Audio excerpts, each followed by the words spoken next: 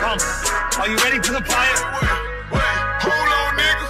He say he the man, well, I'm the rep. Put some respect on my name before I step in your lane, get my roll on, nigga. Yeah, you know what it is, nigga. 144 big soldier, nigga. Long time coming, nigga. I'm the rep. Slow the time with my apron. The kingdom only for the takers. He ain't built, I'ma break him. Drop the ball, good as gracious. I handle baby like a player. I got her thinking she my favorite. I pick them, name them different flavors. My Glock ain't coming with a safety. I'm ready to ride. Acing the threats, I'm checking my watch. I'm a little impatient. I don't know if I'm offending them niggas. If I am, then they gon' have to take it. Just on the house, he said the head of your business, and nigga, you're training and you got to stick to the base. I'm trying to stack. Benjamin, look like a glitch in the matrix. Shit that I do is incredible. I make a movie be major. I ain't no rapper. These niggas talk with my nigga and I'm really making a stage. These niggas be silly. You speaking of prophecy, thought he was cool and I guess you mistaken. I'm so sure that I was sorry and she think I'm crazy. I ain't tripping, it's okay. I just met a cougar. She was walking by the school, brand new Gucci bag and a poodle. Reason she stopped me, she saw the shields on my shoulders, so I gave her some shit she could Google. I am the truth. Don't get it twisted, I'm really a killer. You playing with do you? I got this soul like it's fresh in the bag. Little bitch, watch your mouth, cause I'm wearing my noodle. He think he the man, I'm the rapper. He say he the goat, okay, now I do voodoo. I think they should know, I spit this shit wicked. I step in the booth and stop taking the booth. If I get the order, I'll bring soldiers and step through your shit like we did to make dudes. Ain't playing with your eye, blow up this Glock and skate off on your ass like T.I. Doodle. Wow, hold on, nigga. He say he the man, well, I'm the rep. Put some respect on my name for a step in your leg and my roll on, nigga. Yeah, be talking that. Yeah, them niggas be talking that. I be like, yeah. Hey, watch how I do this shit right here. Hey, look, I just put a bad little sexy little red bitch soon as she seen me. She was like, skin, you ain't walk on the street. Said I'm the rebel. She said you a lie, boy. Heard it call your hell, boy. See you on TV. Ooh, you look handsome. Heard you be rapping like ASAP Rocky, nigga. I could be a Riri. I said that's fine, but I gotta come a while, but ain't nothing wrong with a 3-piece. I'm on the grind like it's rush hour. Make that money talk. I can keep talking about a sweet. Niggas know how I do it. I pick the beat, drop the verse, put it on repeat. Ain't tripping about the beef, keep talking about smoke. I'ma put him in the TP. Rap my arena. Walk through the door like John Cena, cause I know you little nigga can't see me. Yeah.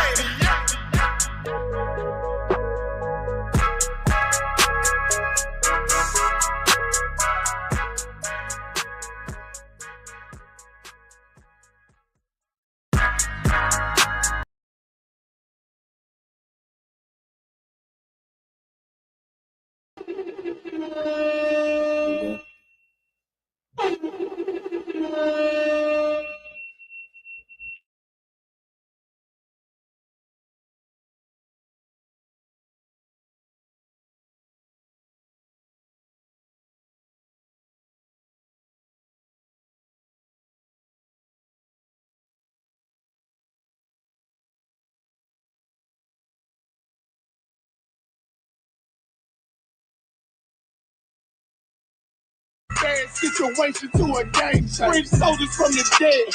Just raised up the change rate. Enough money to go to the motherfucking gas station. Oh shit! Oh, he's out! You forgave me the TV.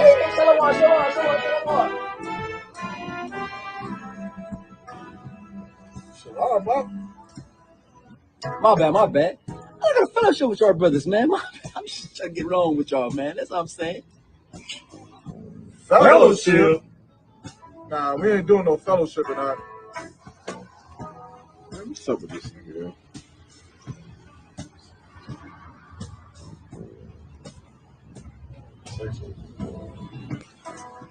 Hey, look, we ain't doing no fellowship or not.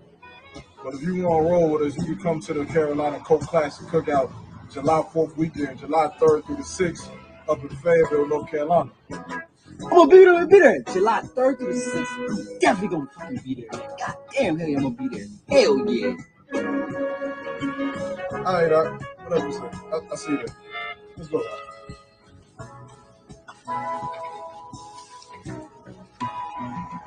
Wait. Will there be councils there? No! Do that shit later. He's always going to fucking councils. We're going to cheeseburgers and we're going to hot dog. July 6th, Fayetteville, say less. I'm going to be there. and a council. I'll be there.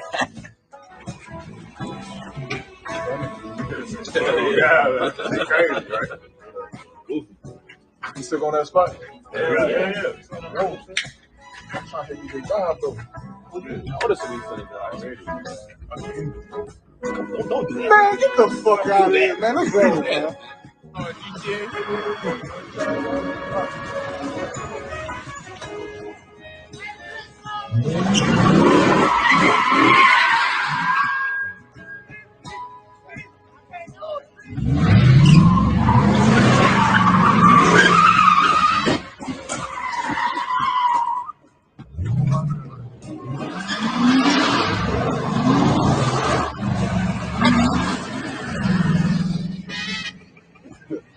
That's how fucked you gonna be if you don't make it to the Carolina Coke Classic Cookout July 3rd to July 6th in Fayetteville, North Carolina. So make sure that you be in there.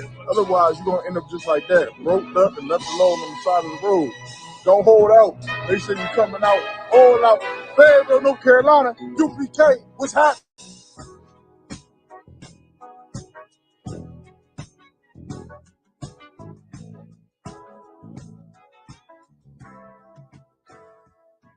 Long way from DC, we was down in A&T.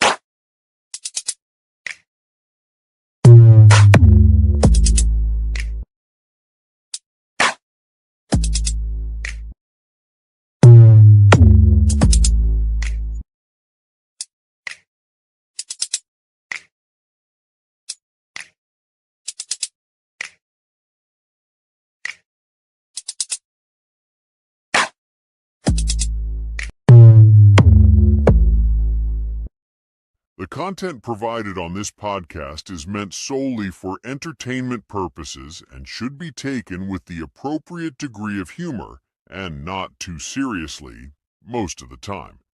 Listener discretion and understanding should always be advised.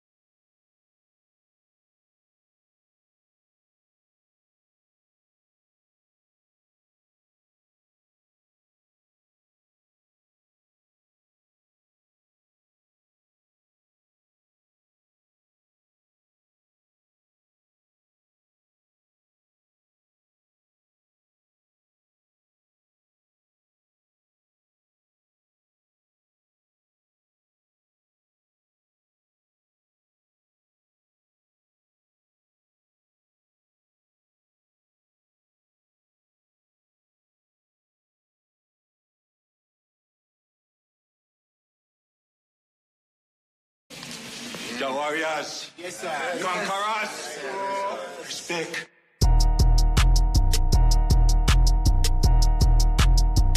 Shout out there. Hey, look, I just left Atlanta. I said I'll be back in August. The way I go to work up in this bitch, I need an office. Pussy so good, should've put it in my coffin. If he play up that Glock like back the fuck up on me, nigga. He hurt and I can see it in his face. Time to bring that bait, my shit raw. I'ma bust their head no matter what I play. I'ma take the word, you get that bread, bitch. What I say, hold a run, going undefeated just like OJ. No, I gotta keep that little rascal in case it pump fake. Shorty called me, said she need that spank. I said, okay. I lead by example. They are not a factor. You is not a queen, ho, and we ain't the Black Panthers. 144 them, who they send to get them answers. I'm sicker than that cancer. I'm quick to get them bands. I don't know why they keep on playing with me. Who the one they said they give me? Miss Glizzy with me. Cook that beef so good, they like, who made the chili? Now they won't reconsider. Guess that I'm the one tripping. Drop the truth like Cat Williams. Come through the door like Pippi Pip. I'm always trying to flip my penny. Busy, I'ma be a minute. Get that dough like Mr. Sims. Listen, nigga, we back. Hey, look, I just left Atlanta. I said I'll be back in August. The way I go to work up in this bitch, I need an office. Pussy so good, should've put it in my coffin. If he play up that Glock like back the fuck up on me, nigga. He hurt and I can see it in his face. Time to bring that bait, my shit raw. I'ma bust their head no matter what I play. I'ma take the word, you get that bread, bitch. What I say, hold a run, going undefeated just like OJ. Niggas hate, yeah, what about it? I know about it, they can't stop it, ain't worried about it. Niggas fake, they ain't solid, no, I got it, I'm hard about it. Niggas mad, they can't take it. Niggas know they can't face me. She said, who he think he is? Right now, I look like God, baby. Standing on that block, baby. Raked up on they top, baby. Screaming, fuck the free world like Cheddar Bar. Busy man, bitch, I'm always on my job. Drop the album, got so many hits, might get a Rigo charge. See me throw that one up in the air like I'm E.T. They know they can't beat me. I can't get this game for free. Damn right, I'm UPK. I'll show you how to be a G. Long way from DC. We was down in A&T. I ain't had them triple stack pills like it's GNC. We was getting to it, but we still ain't gon' pay the fee. Who me?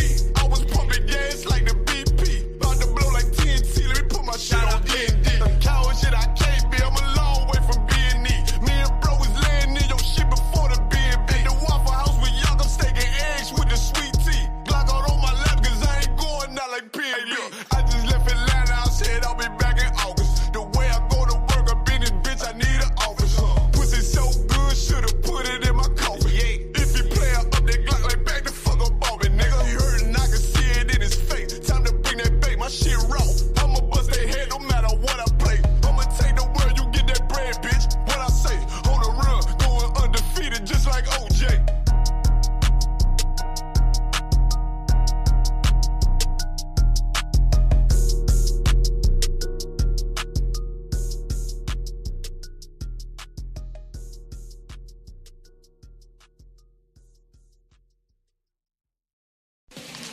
The Warriors. Yes, sir. Conquerors. Respect.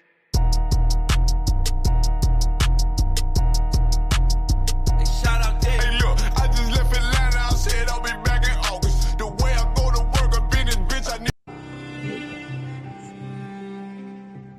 I gotta change that. Every time. Thus saith the Lord God. You hear something though? Yeah.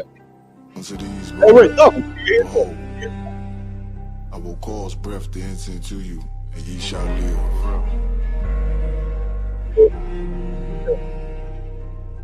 Seen a man rise from the dust, shit glowing to my sight. I'm a dead man, Lord Christ, can't let them colors Yo. Right now we should be good. I'ma put it in his life. Is you gonna endure? Damn right. I need that white gold with them stones. Look like Let's see the time until the bones are healed and we live again. This shit right here for the cold-blooded killers and the gangsters vibe. But the hoes love it, break it for a $5 T. Spend a whole 100, no stunting. This is for the niggas that need more money. I done stopped the rebel from putting several in the casket. He throwing everybody involved if I ask it. So don't make me get a word. I'm scared of what he might do. Don't make me build a nerve. Down in your lawn, feel like it's the beginning of the purge. Look, it's like I'm all out of options. Hard being a killer with a conscience. Ginger ale and ice with tequila talking nonsense. Cause beef ain't really no beef. Till there's no more sleep, do a drill, we do a drill. Osmos and beat, 2 to the body, 1 to the head, fuck it, on repeat. 1 West, you know them cult leaders around the street. Seen a man rise from the dust, shit glorious in my sight. Never yield, I'm indebted to that old Lord Christ. Can't let them colors fly, only blood will suffice. Try to vibe my brethren, I'ma put it in his life. Is you gonna endure? Damn right, I need that white gold with them stones. Look like shit, the time until when the bones are healed and we live again. Life change with the seasons, all praise to the author. I got a limited power, war with me, why bother? I know Mr. Mayhem in Chicago. Play, I drop shit like a toddler. Make that Glock speak like Tommy, leave him cold, call me Martin. I done seen Benjamin turn many men into monsters. Lay that lamb down, I feel like Benjamin Barker. Lord, I pray salvation sweet like peach cobbler. Right now I need a bankroll, thick like Miss Parker. As I enter the darkness, the truth the only way. Death a slim chance, but it hit like Colin Ray. Heard that demon on my shoulder and I told him not today. And so I try to stay focused, I ain't even boasting. Cause all that ghost shit hypnosis. And you ain't gotta talk shit when everybody know it. You ain't even riding or you talking, yeah, the bus boys are poets. It's a thin line between love and hate, that's why I got involved. Just pick this bad bitch up like Robbie Smalls. Threw that burden on my shoulder like Samoa Ross. Shit, I obeyed the orders, that's why I overcame it all. Seen a man rise from the dust, shit glorious in my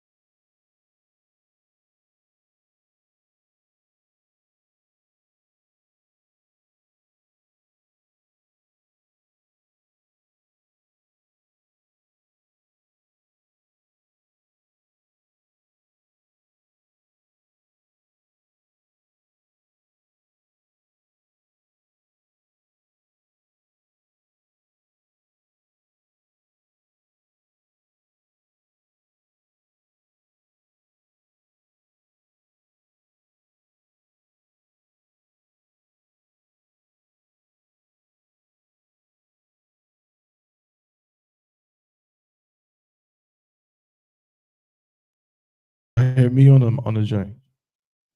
Yeah, come concert. On the live. Come on.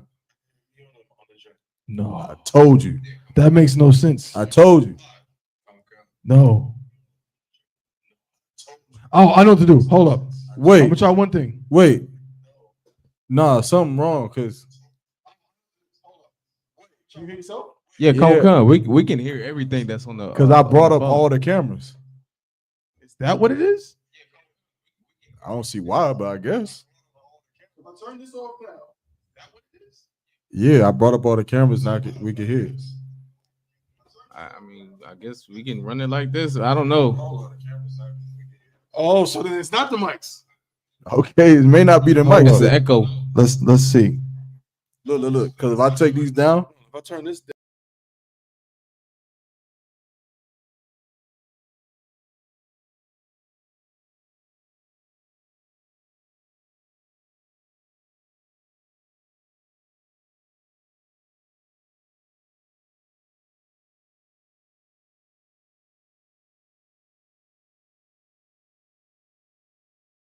That's right. That's why. Yo, can y'all hear us now? Yeah, most high in Christ. We're good to go. Test 1 2. Test 1 2. So what that? So how the fuck does that work? That ain't never worked like that before. Yeah, that's weird. I don't know, but somehow that's the main camera. So no, you can. What you can do is you can still use the other one, but you can't take this one off the stage. I gotta just. But that don't make sense because how do I do solo cameras? What you mean? You can solo the other one, but just not take us off the stage. Put the other camera on the stage. Oh, got you. So that is how it always worked. Nah.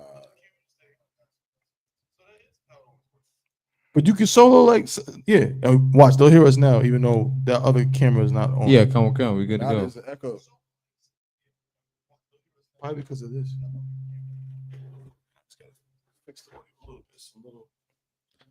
All right, bear with us 1 second, man. We got it going. In the meantime, in between time.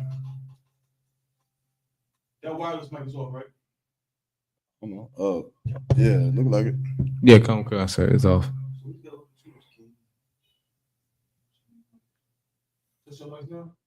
Testing. 1 2 1 2. I think we good to roll. Are we good? Can y'all hear us? Let us know in the chat. Can y'all hear us? Is the sound back on? Are we ready to go? Is we live? Let me know something. Tell me in the chat. Sister Sapa, y'all said we too wild now. Most high in Christ. All right. Ooh, see, you always try to get me, man. Try this one last time, man. Oh, that's too loud. Jesus. Ooh. But see, it ain't work. It didn't work. That's true. Nope. That works. Oh, it did work. All right. Some of them work. The content provided on this podcast is meant solely for entertainment purposes and should be taken with the appropriate degree of humor and not too seriously most of the time. Listener discretion and understanding should always be advised.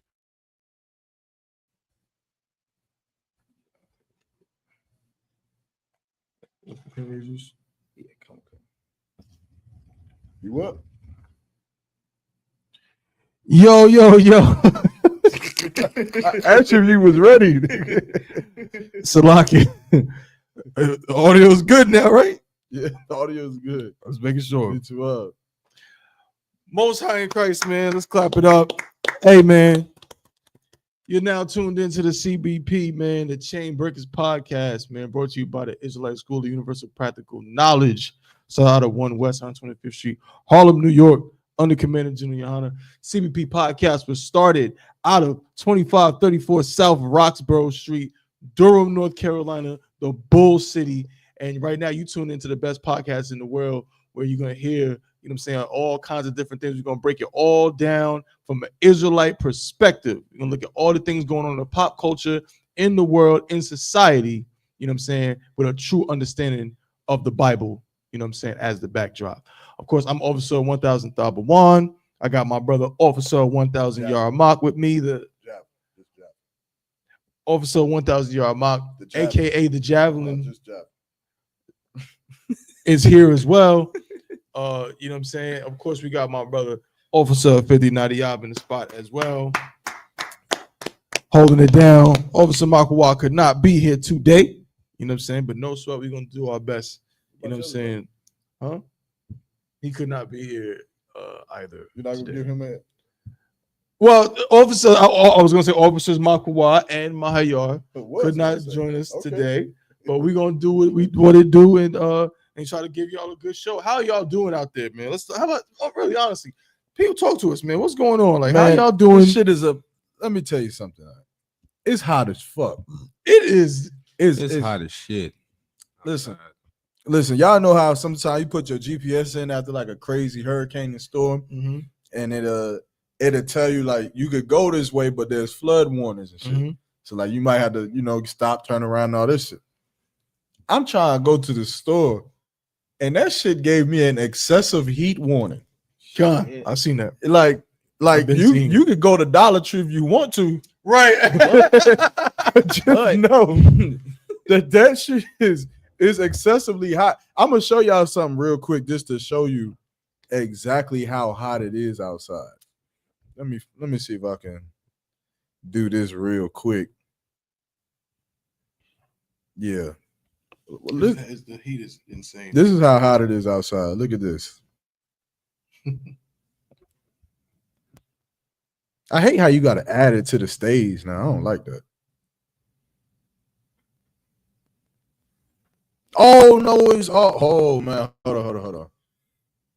The damn thing went away. Hold on 1 second. I got to pull it back up. No sweat. In the meantime, yeah, with the heat, it's probably, I don't know, man. Is it me, or I feel like when I was younger, like heat just didn't bother me as much. Like personally, yeah. Like, I mean, like, it would be hot as I don't know what, but it just didn't. Now, it's like I get like agitated. If I could, it's like overwhelmingly hot outside.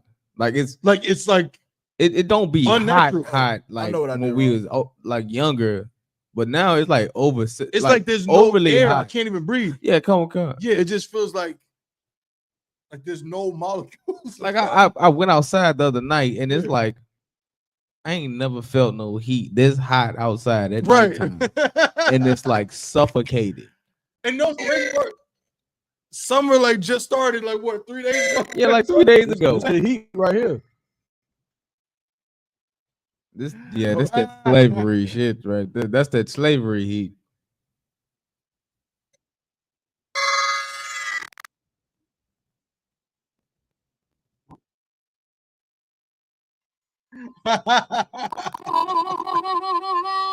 Oh, that is wild. I was waiting for that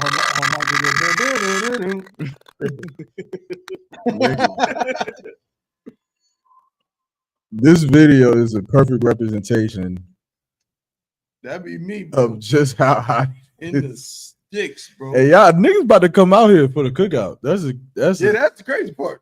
Y'all gonna know what it really felt like. I was thinking about that today while I was slaving in the heat. I was in a field, and I'm like just standing there, like dying. And I'm like, yo, like, bro, like at least after I did that breath, that sigh of like, God damn, it's hot. I did get in my air conditioned FedEx vehicle. Oh, right. And I'm thinking to myself, like, our ancestors, when we were slaves, like, in chattel slavery, there wasn't like at least I'm about to go inside in the AC. Yeah. Like, that didn't exist. How about this? Electricity, not electricity, but, electric appliances didn't exist. So you couldn't even be like, man, this is going into the fan. Like, inside the house was maybe 5 degrees cooler. Nigga, that's why Issachar had to find shade beneath the tree. Right. Niggas just gotta go find that tree. Like, yes, yup. I think I tried to do a science project to see how much do like shadows actually drop temperature. Yeah. I don't remember what happened, but it's hot, nigga. So yeah, be prepared for that when y'all come out here for the 4th of July cookout. I mean, shit.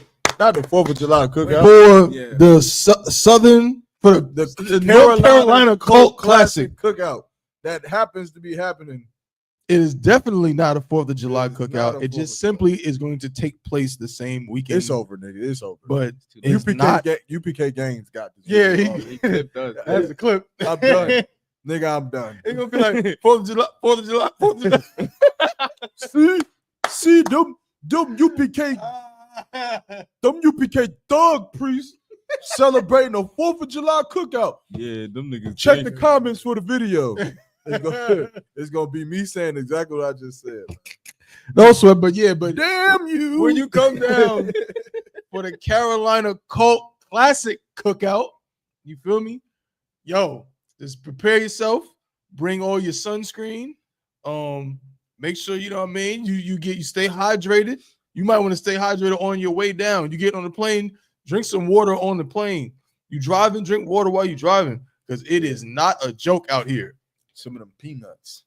Some what? Peanuts. Boiled peanuts. Nah, I don't be boiled. Boiled peanuts. You don't like boiled peanuts? No. See, I'm the real country nigga here. I'm the real one. Y'all don't eat like boiled peanuts? Hell yeah. That's nasty. Y'all niggas, y'all don't understand good Southern cuisine. That's all. I mean, that's good eats. Like boiled peanuts. See, even how you say it. See, I don't even say it like that. Country nigga. Boiled. You mean boiled peanuts? Boiled. What about them? Go ahead. It sound like moldy. Like it sound moldy to me. They're squishy. Nah, I'm good. Pause. I'm like good. You open up. Like pause. Like it's like wet because it's like so it's wetter like than you open well it, and then it's like inside the actual nut. The nut on the inside, like the peanut. The what? The nut, nigga. Oh hell no, hell no. Pause. I'm saying the peanut. Hold on, where's that? Unlock this shit. It ain't gonna work, nigga. Hold on, which one is it? Yeah, I'm the chair. Mama. They don't work. Man, what the fuck? My bad. I'm gonna stop pressing the button. Peanut is like squishy. No, I'm good. My Did y'all know George Washington Carver built the computer out of a peanut? A peanut. Think about it. Some of that cranberry juice, please. Yeah. How is everybody doing out there? Y'all come up in here, man. Come up in here and rock out with the CBP, man. We not fellowshipping though. We're not fellowshipping. Not doing no fellowship. What's a good word for what we do? I mean, obviously we preach, but like when it comes to real. Interacting with the people, Keeping it real. we can't come keep it real. Like y'all see us chilling outside talking and shit. Hey, what y'all fellas doing? Shit, keeping it real. Mm-hmm. What's happening, old Tom? What's happening, warrior? What's happening, soldier? Skinhead? Posse Kamikaze?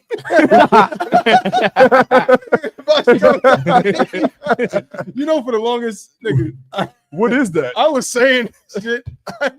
That's some real coach shit. I was there. I was saying the truth. Posse Kamikaze. To hell with Posse Kamikaze, whoever that is. What is it? Well, ask Chat GPT. Yeah, I think it's another like Let's ask Chat GPT. it's another like I think white supremacist group. I think No, I'm about to find out for sure. Posse Kamikaze. Death to all the Posse Kamikaze. Whoever that nigga is. The hell did Posse The A Kamikaze? movement. The SB movement. Oh my God. Oh, that was almost terrible. Yo, son, it's crazy. Get them wearing red pants. I'm not. Yeesh. My socks is white. They're red. I now. knew it, man. Goddamn Posse Kamikaze. Well, you gonna pour more? It's water. Why would you It's do gonna be that? Sticky. I don't like it's like cranberry juice. It's gonna be sticky. Pause. Man, we got to clean up on aisle 3. Dabuan did not put the top back on. The cranberry juice. And there it goes. Salaki. We be right back with y'all after this good song. Hold up. Wait, where we going? Thought we had to clean this shit up. We don't gotta stop the show. Why not? Bro, just get some paper towels. We'll clean it up. We'll keep going, man. That's what you get on the CBP, man. It's unedited. It's raw and uncut. Ain't that crazy though? Like this is a crazy moment because we shooting the podcast live.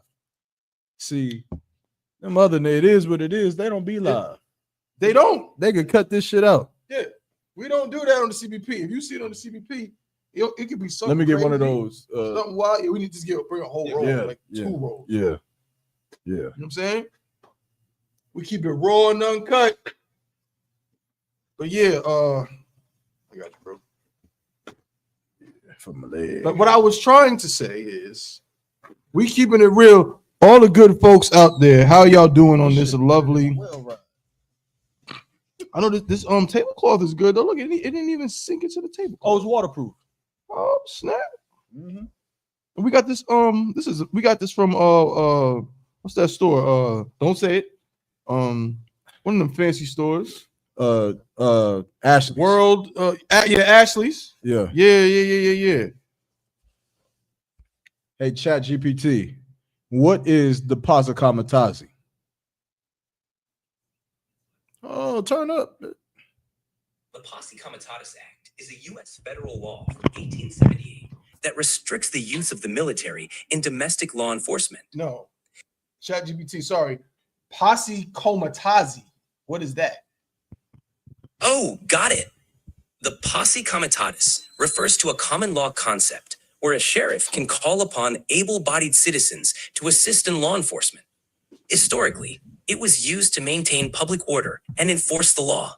In modern times, it's more of a historical term and not commonly used in everyday legal contexts.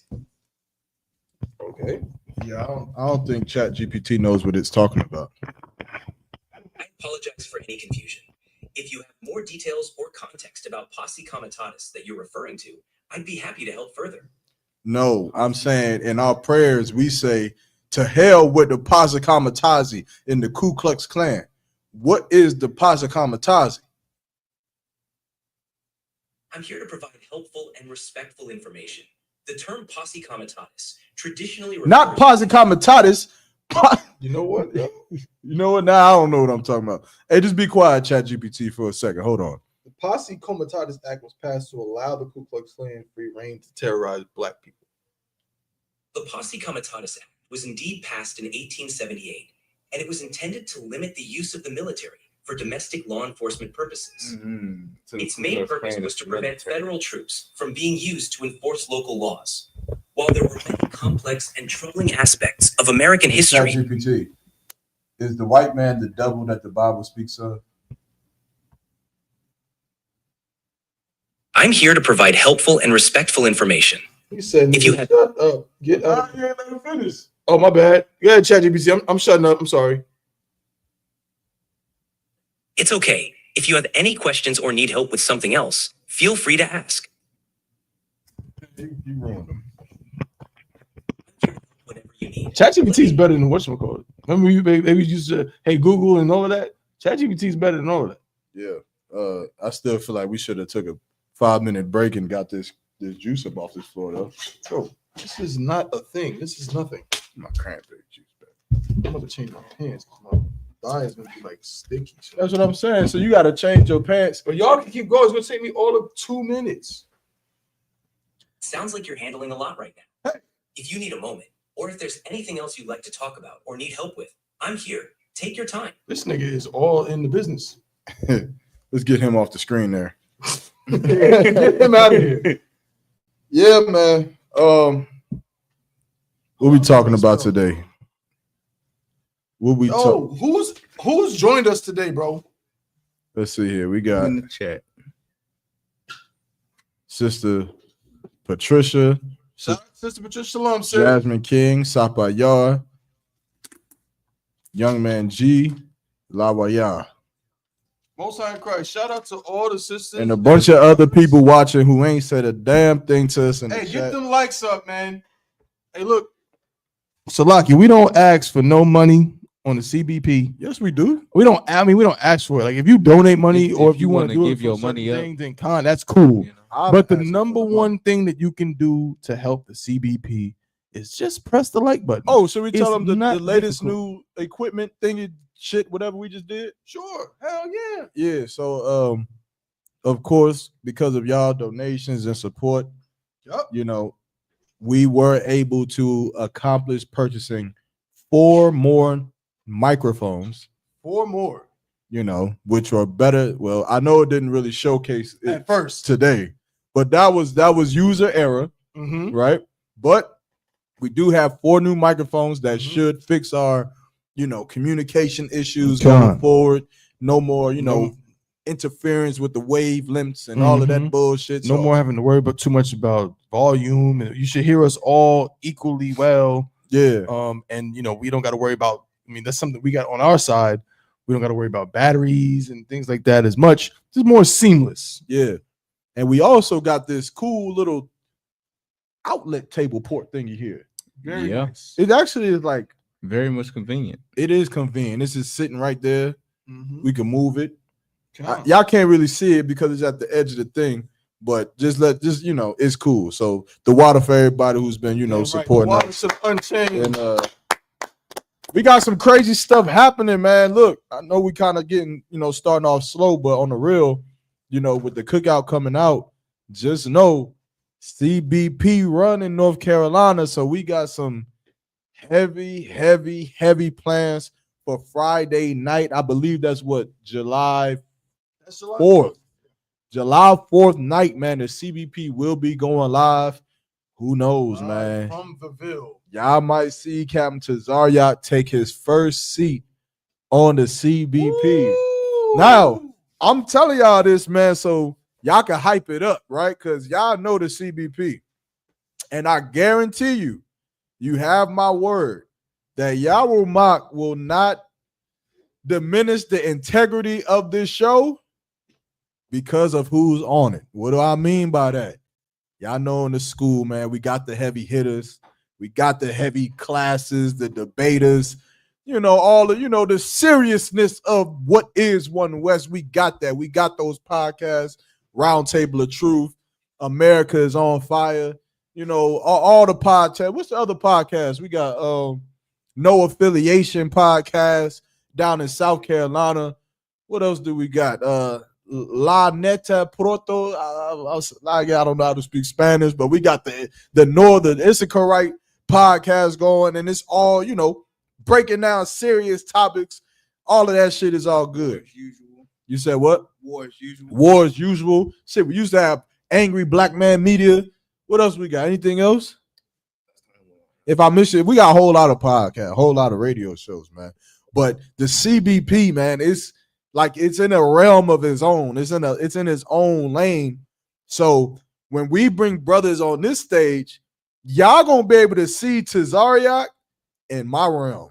He gotta sit at the CBP table. If we get any brother who come and sit down at this table, y'all gonna be able to see another side. You understand? Because that's what happens when you come to the CBP. It's gonna be fun. We're gonna have a good time. We might even get to bump some heads along the way if some callers is brave enough to call in. But other than that, it's gonna be a time. So next Friday, make sure y'all are subscribed up, notification up, because next Friday is going down right here on the Chainbreakers Podcast on YouTube. Matter of fact, make sure you're subscribed to Chainbreakers Podcast on YouTube, because the way this shit is gonna be so hot, we might only go live from the Chainbreakers Podcast on YouTube, man. So if y'all want to see Tazariak sit at this table and talk to me, crazy ass Yawar Mock, then y'all gotta subscribe. What can I say, man? So make sure y'all tune in for that. We got a few topics today, of course. The title is The Future of Black Households Depend on One Thing. We're gonna go into that. We're gonna talk about some more relationship things. What's going on with sisters? What's going on with brothers? I know y'all. Some of the sisters be talking about they hate these topics and shit like this. I got a theory about that though. I got a theory about a type of person who never wants to talk about a specific topic. Right. It fits them. I'm just saying. That's what I feel about it. Tell them how you feel. I feel like if you get uncomfortable about a topic, like as far as the black man and the black woman inside of the household, and it goes against one or the other, why are you uncomfortable? What makes you feel bad? The fact that it is talking about you, that's why, because it's talking about you and it hurts. It's okay to get your feelings hurt sometimes. Sometimes you need it. It'll be all right. You'll be all right. Everything will be all right. You understand? But nonetheless, we're gonna talk about it. My theory is also the same, similar. I feel like if a weed head who was a secret weed head, listening to these classes, they would hate if we kept bringing up weed smoke. Right. They would hate it because it's like, damn, why y'all want to keep talking about this when y'all know I suck at this. I suck at not smoking weed. So we're going to talk about that. What else we got? We got ICE. ICE is still heavy in the building. Donald Trump is. Yeah, what was funny about that? That's insane. What was funny about heavy that? in the building. What was funny about that? It's still heavy in the building. Still heavy in the building. What's funny about that? Break it down. Stop leaving tops off of drinks. You said that. Like how you said the phrase. Where them likes at, man? Where them likes at? Where them likes at? Come on, let's go. Get my likes up. Niggas not listening to you. Shut up, Craig. Shut up, Craig. I ain't trying to hear that. Get my likes up. Shut up, Craig. Y'all care about the truth. Y'all like the CBP. Y'all like what we talking about. You like what we do. You know what I'm saying? The easiest thing to do is just press the like button. You know what I'm saying? So we can push the algorithm. Y'all really think the nigga off of Minister Society was really old girl cousin? Or y'all think he was hitting that? Which one? What are we talking about? The nigga that was like partner? Yeah. I heard you been messing around on my cousin, partner, and she don't like that. And neither do I. That was her cousin. You sure? Yeah. But why she hug her? Why she hug him like that? Because she's a terrible actress. That's why. Yeah. That's all. This is a bad actress. Okay.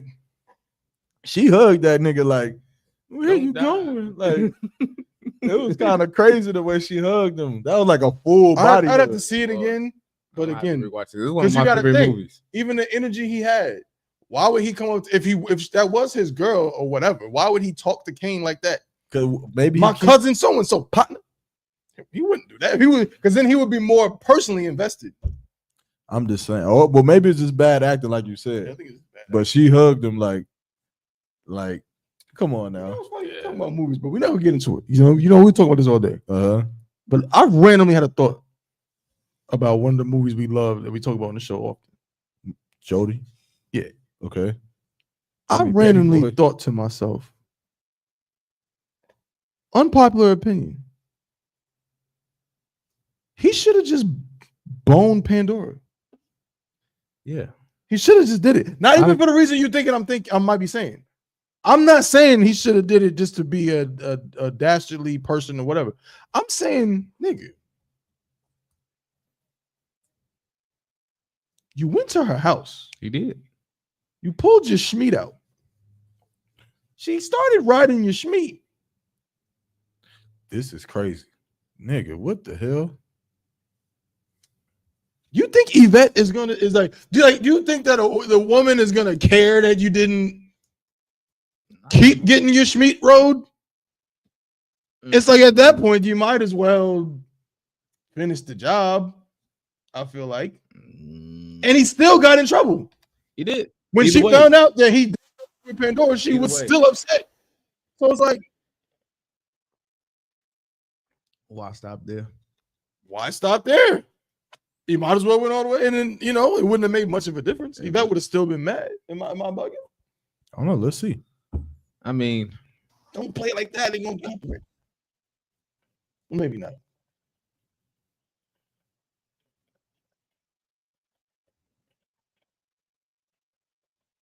So you think Yvette is okay with all of this? Of course. While this is happening, of course she isn't. Why wouldn't she be? Yeah, why would she be? She wouldn't be. You might as well just go ahead. You might as well just went ahead and just went all the way. Well, let's see. Kiss. Oh, she already done kissed. She already done. Now imagine, put yourself, if you're a sister, put yourself in Yvette's shoes. This woman is kissing your man. That forehead is crazy. Forehead is wow. About that forehead, bro. Oh, that's the BET edit. It's not even Baby Boy. They done edited the hell out of that. They did. So she not only did she kind of, because remember he said, "You lucky I let you taste it." Mm-hmm. They basically messed around, bro. I feel like women is gonna be more happy. Like I feel like women cheered when Baby Boy walked out of there. Like they was they was probably like, you feel me?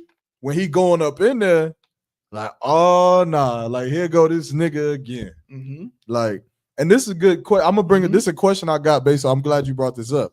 But they looking at it like, oh God, this nigga, here he go again. He about to dog out. Like it. Side note, don't let me get too far. But Baby Boy is such an interesting movie because we done seen it 1,000 times now. But that's why we can dissect every little Yeah. But think about it how it was when niggas was in the theaters when it first came out. And they watching Baby Boy walk into Pandora house, like, and the niggas is with their girl, like.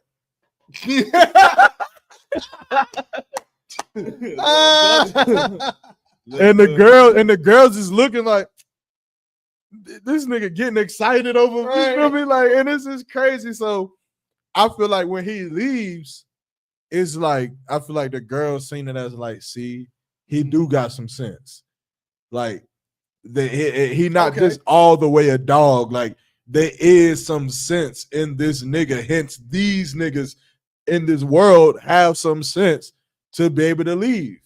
Now, I don't know what nigga got that much sense in the world, but nonetheless, I do believe that he, one, either should have just never been over there, or two, he should have stood on business. But see, I don't know.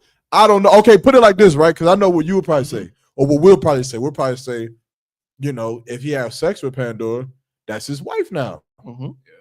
But what if in that moment, right, he's battling himself?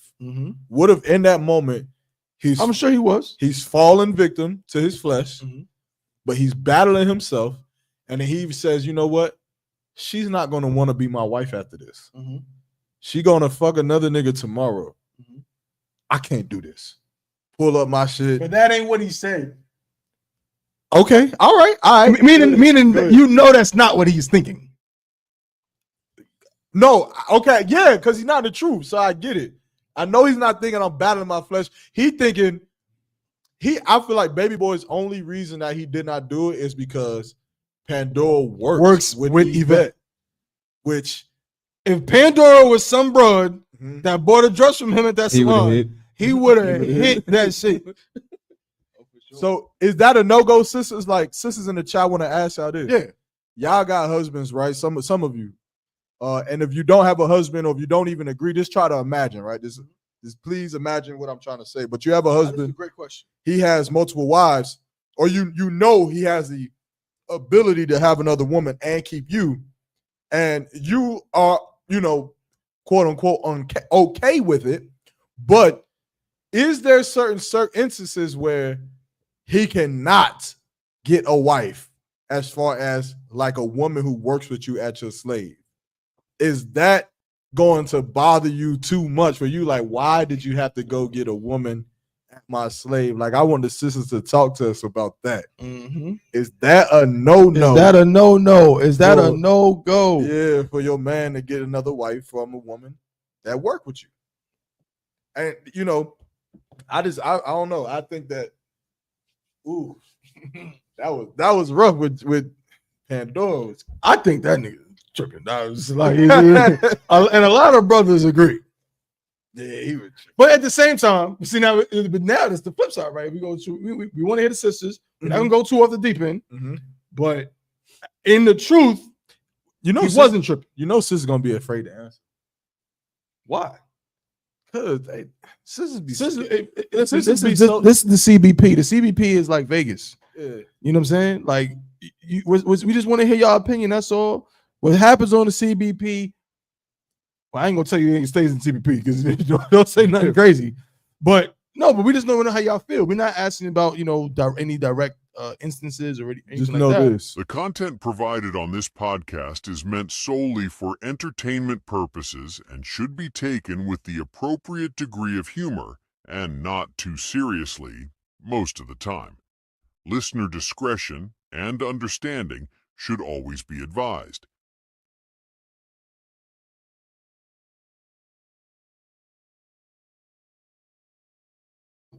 With that being said, sisters, just give us your honest opinion.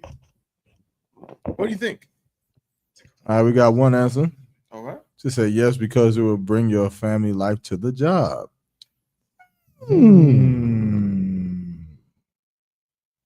If there are any issues, it might spill over in the workplace.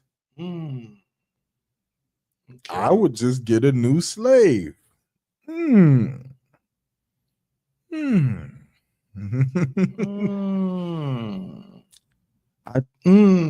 Okay. So I think basically it sounds like sisters are saying that there is a situation where it's too close for comfort. Like if you deal with that woman, I don't know that broad. We got no connection. There's, so it's like, even though I made already, multiple wives thing, whatever. But it's like, at least I don't really, or is that the case? The sister might be thinking, I don't got to deal with her but so much. You know what I'm saying? That's your rib, and you know what I'm saying? That's your thing. Yeah, but if they work together, they got to see each other every day. They got to interact with each other. So they might be put on a project together. Hey, so-and-so, I need you to work with so-and-so today and do da. How's our hubby doing? How's he doing? Did you cook for now? him? Is that an element? Is it an element of sisters? Maybe they don't want other people in the workplace to know, and like now it's like right there. Sapayar said this. She said it will bring your family life to the job. If there's any issues, it might spill over into the workplace. I don't know. I feel like that's kind of interesting because if you got a wife, she shouldn't be telling nothing about what's happening in the household to the workplace. Like that's a woman that need to be checked. Like that ain't gonna get her no cool points. I think the question still remains. It's like you got to think of it. I mean, going from Yvette's point of view, because that's how we started this. Yvette knows Pandora because they work together. They're not friends or nothing, but they're coworkers. And now she has to sit there and watch her man. First of all, she first seen him flirting with Pandora. I mean, I got some business suits. You gonna love those. Yeah, I got that new javelin coming out. You gonna love that new javelin. Yeah, I got that pink one. You want that pink, right? What she say? Why you say have your little girlfriend? She did say that. She did say that. Ain't nobody sweating her, girl. That's your work girlfriend, your work wife. I get it. I think that at the end of the day, though, like I just think, because I gotta be honest, this is the flip side, how I see it. As a man, what if a nigga that's one of my ribs exes walk up in this motherfucker? In the school? In the school. Now, that's different because obviously she's not gonna deal with him. Yeah. So it is different. It's not the same. Don't think I'm saying that. Okay. But it's just being real. It'll be something. Do I want to see this nigga? Like, I don't think I want to. I don't think I'll take it because there. I gotta be a priest. I wouldn't take it there. I just like always have to be a boss over him. Like it'll be something there. Raised up, but that's what I'm saying. At that point, I might cry. Like then, I might actually be like sad. Like you'd be like, Officer 50, Guadan Ya'ala, step up to the front. I'd be like, oh shit, this nigga about to give 500. Damn. This brother came in here, has been exemplary. He has shown nothing but sacrifice and progress in this truth like no other. You are no longer going to be an officer of 50. You will now be an officer of 5,000. And you are the camp leader over East Carolina. Yaramaki report to you ASAP. Is my rib just looking?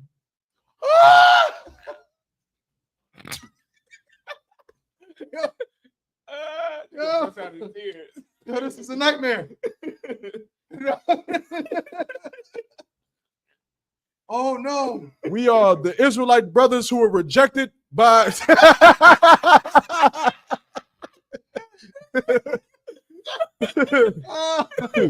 Oh. Yeah, for the UPK. We wear all black because we're in mourning. Yo, that's crazy. But totally. I'm like, that'll be my thing. Like, as long as I'm like, I'm that nigga, I'm on top. Pause, but It'll it's be always cool. the option. That option is always a possibility. Nah. Stranger things have happened. And all I'm saying is that from a woman's perspective, again, that's what I think we're talking about. It's like with a sister, knowing that your man can have other women is already bad enough. Already a rough deal when you crumb up in this society. When you crumb up, it's like it. When you come up in a society, you know what I'm saying, you wasn't raised. Yeah, niggas crumbing up different. Nigga. You wasn't raised on that type of vibration. But no sweat. But if it's a woman you know, if it's a woman you work with, if it's a woman that, you know, you have some sort of relationship with, I can see sisters just feeling like, yo, did you have all the women in the world? But that's what Yvette said. Right. Man. Why you had to fuck with her? But I feel like this too. Check this. Is it also a problem with Pandora? Because I feel like Pandora was really trying to get at Yvette. So did Pandora really like Jody? I don't think Pandora or did was trying to get Pandora at Yvette. really want to take a jab at Yvette? Because in that case, I think I gotta side. I know I gotta side with my woman. Like if I know a bitch done said that's why I could fuck your I could fuck. Oh, well, then that's then, no, you can't. Like now you'll can't. never be able to. Yeah, I don't know if Pandora did that. I don't think she did. But if she did, yeah, of course, 100%. I mean, it's a movie, so now it's a moral thing. It's a movie, and we don't really get to see Pandora's perspective, but we do see Yvette's. Yvette's perspective is that she looked back and Pandora looking at her. And I feel like Pandora is I gotta yield to the fact that I feel like Pandora was doing it to get at Yvette because Pandora's not in the truth. She in her brain, she's not thinking that's a fine ass man, that's a hustling young nigga. I can have him too and you, and we can share this man. She's thinking, I got something, I'm either about to put it on him and make him leave you, or I'm about to just take a shot at you so I can have something on you at work. I think there's a lot to it. We could dissect all day. But I will say, this is my last piece on this. On that part you just said. I think women naturally, try to flex on each other. Like, it's just something that they do. We've talked about it before. You know what I'm saying? Like, women often, that's why they always say, like, you know what I'm saying? Like, women don't want a man that other women don't want. That's true. Because you know what I'm saying? It's like there's that thing where women's like, I need my man to be a means for me to validate myself amongst or above other women. You know what I'm saying? Or like I want to be in this realm and my man validates me to be here. I look at myself like this. I ain't this kind of woman. I'm here. And he validates that. So I can understand that because a lot of women do that, it would be perceived almost like, you know what I'm saying, trying to get at her. But I don't know if that's the case. Because check this out. I think even women, when it comes to the truth, there's some sisters, I feel like it's not always easy, but a lot of times, from my observation, the first rib, if a brother got 2, 3, whatever, a lot of times that new one be feeling like she's on cloud 9. What you mean? That me and like she be feeling like she like the special one. The new one? The new one be like, feel like she's the special one because, you know, he might be a little more because she knew. She knew, so he gung-ho about her. Yeah. He want to text her all the time, want to call her, want to do all the time. And now I'm just saying this, bro. I'm not in the woman's mind. I'm not a woman and never will be one, so I don't know how they think per se. But I cannot escape the idea that for some women, they somewhat enjoy that feeling of being the new rib. Yeah, but and isn't that kind of like Pandora, like yeah, like we doing so and so tonight. Yeah, he taking me to da da da da. I think maybe, but I think it was a little bit more carnal. Okay, of course, you said I'm the truth for sure. I think Pandora was like the woman version of a nigga who wanna F your bitch. Right. Like, yeah, I work nigga. Like she going home like how a nigga go home every day from work. Like, yo, I work with this nigga. He got a badass bitch. Always bringing him for lunch and shit. I'm trying to fuck. Like, I'm trying to crank that. That's crazy for me to say. It is, but that's what insane to me. That's what happens. And then imagine if he does. God damn. Now it's like I got one on this nigga. I'm not gonna say nothing. I'm not gonna say anything, but I'm like, what's good? What's good, fam? Like, what she bring you today? That Alfredo? Damn, that shit must be good, ain't it? I got me a good woman. You do? Yeah, I bet. Like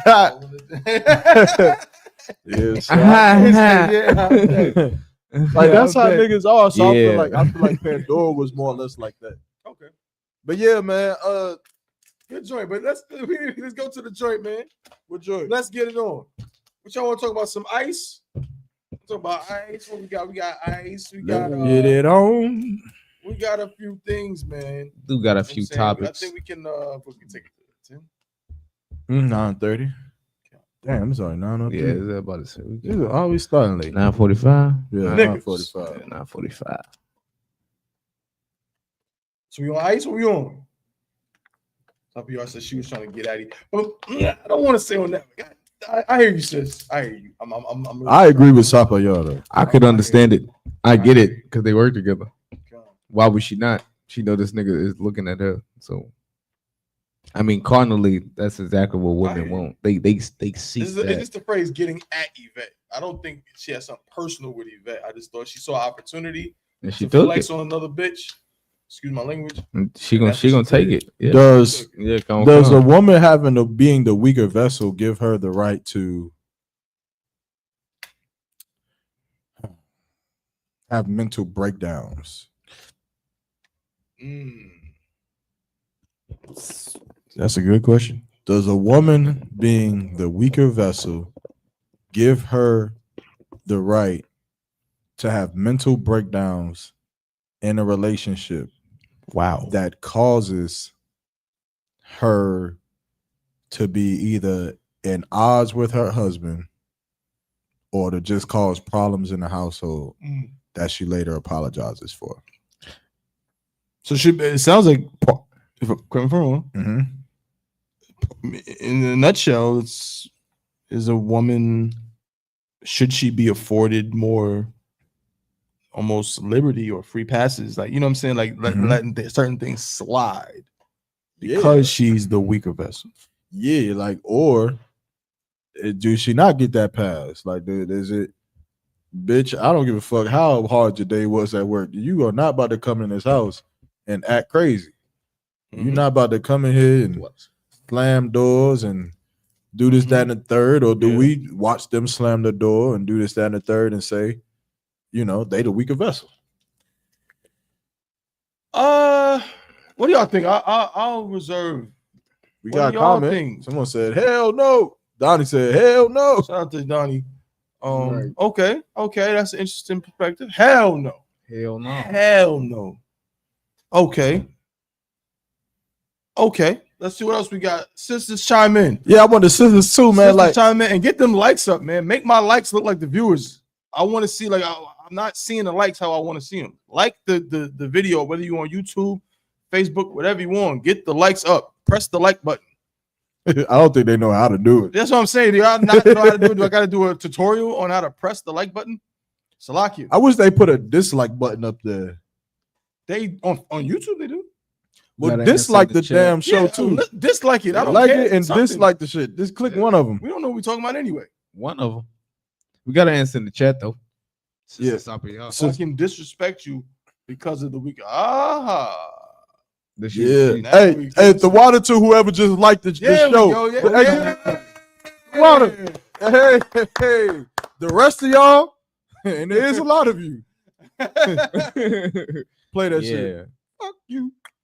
No, I'm playing. But yeah, like, I mean, it's an interesting concept to me because it's like, I don't know, like, I hear sisters say like their life is so complicated or so complex, which I have my own argument for that. I don't believe sisters' lives be that complicated. In retrospect to brothers in the school, I think that the world might seem heavier because you're weaker, but in actuality, we carry more weight. We're just stronger than you, but you're not carrying that much weight. Like now, some sisters are different. You know, I have my theories and my ideas and my examples and shit like that. But I believe generally from my world, from what I've seen, sisters, you know, they go to work, and then the complexity of their life or the responsibilities come from pressing which button to pay which bill. Like the money, like going to work, earning the money from work, and then after they get the money, they have to decide where the money goes. Like the press this one for the water bill, this one for the electric bill, this one for this bill, and then that's typically it. Now, if you have children, then obviously you might got to change diapers or you got a child and all of that other shit. But generally, you go to work, you get the money, and then spend it. But I see so many women who live particularly like that, who have whole fallouts and crash outs, as if life is like just like so much is happening. Like I had a terrible day at work. I'm like, okay, why don't you just go to work? Like, and just go home. I don't get it, especially, and I'm not saying all brothers are the same, but I'm saying typically you got brothers in the school who have to also work, also pay bills, also have the same children you got, also has to, teach 2-hour classes, also has to, pay camp funds and ties and building funds, and they also have to be in a CBP council and then Durham Zone Council and then the Camp Council and then Major Council and then Internet Promo Council and then Shamar Council. Forget about it if you're in Hebrew Academy. And then Hebrew Academy councils, and then if you're a part of the Passover crew, you got man, Passover councils, and then you got department councils, and then you got to figure out a new traits for brothers coming into the school. Yeah, then you have to figure out what their names is going to be, and then you have to figure out if they're ready to come into the school. Oh, edit videos. And then you got to edit videos, and then you got to post them. Then you got to post the videos, and edit. Then you got to make the reels, and then you got to get called and get checked, and then and then you get anonymous brothers calling you saying they Idaho or some crazy state like somewhere else. I need counsel, but I want to stay anonymous. Oh, my bad. Anonymous counsel callers. Anonymous counsel callers. Then you get taken to counsel, and you got to be a witness in the council.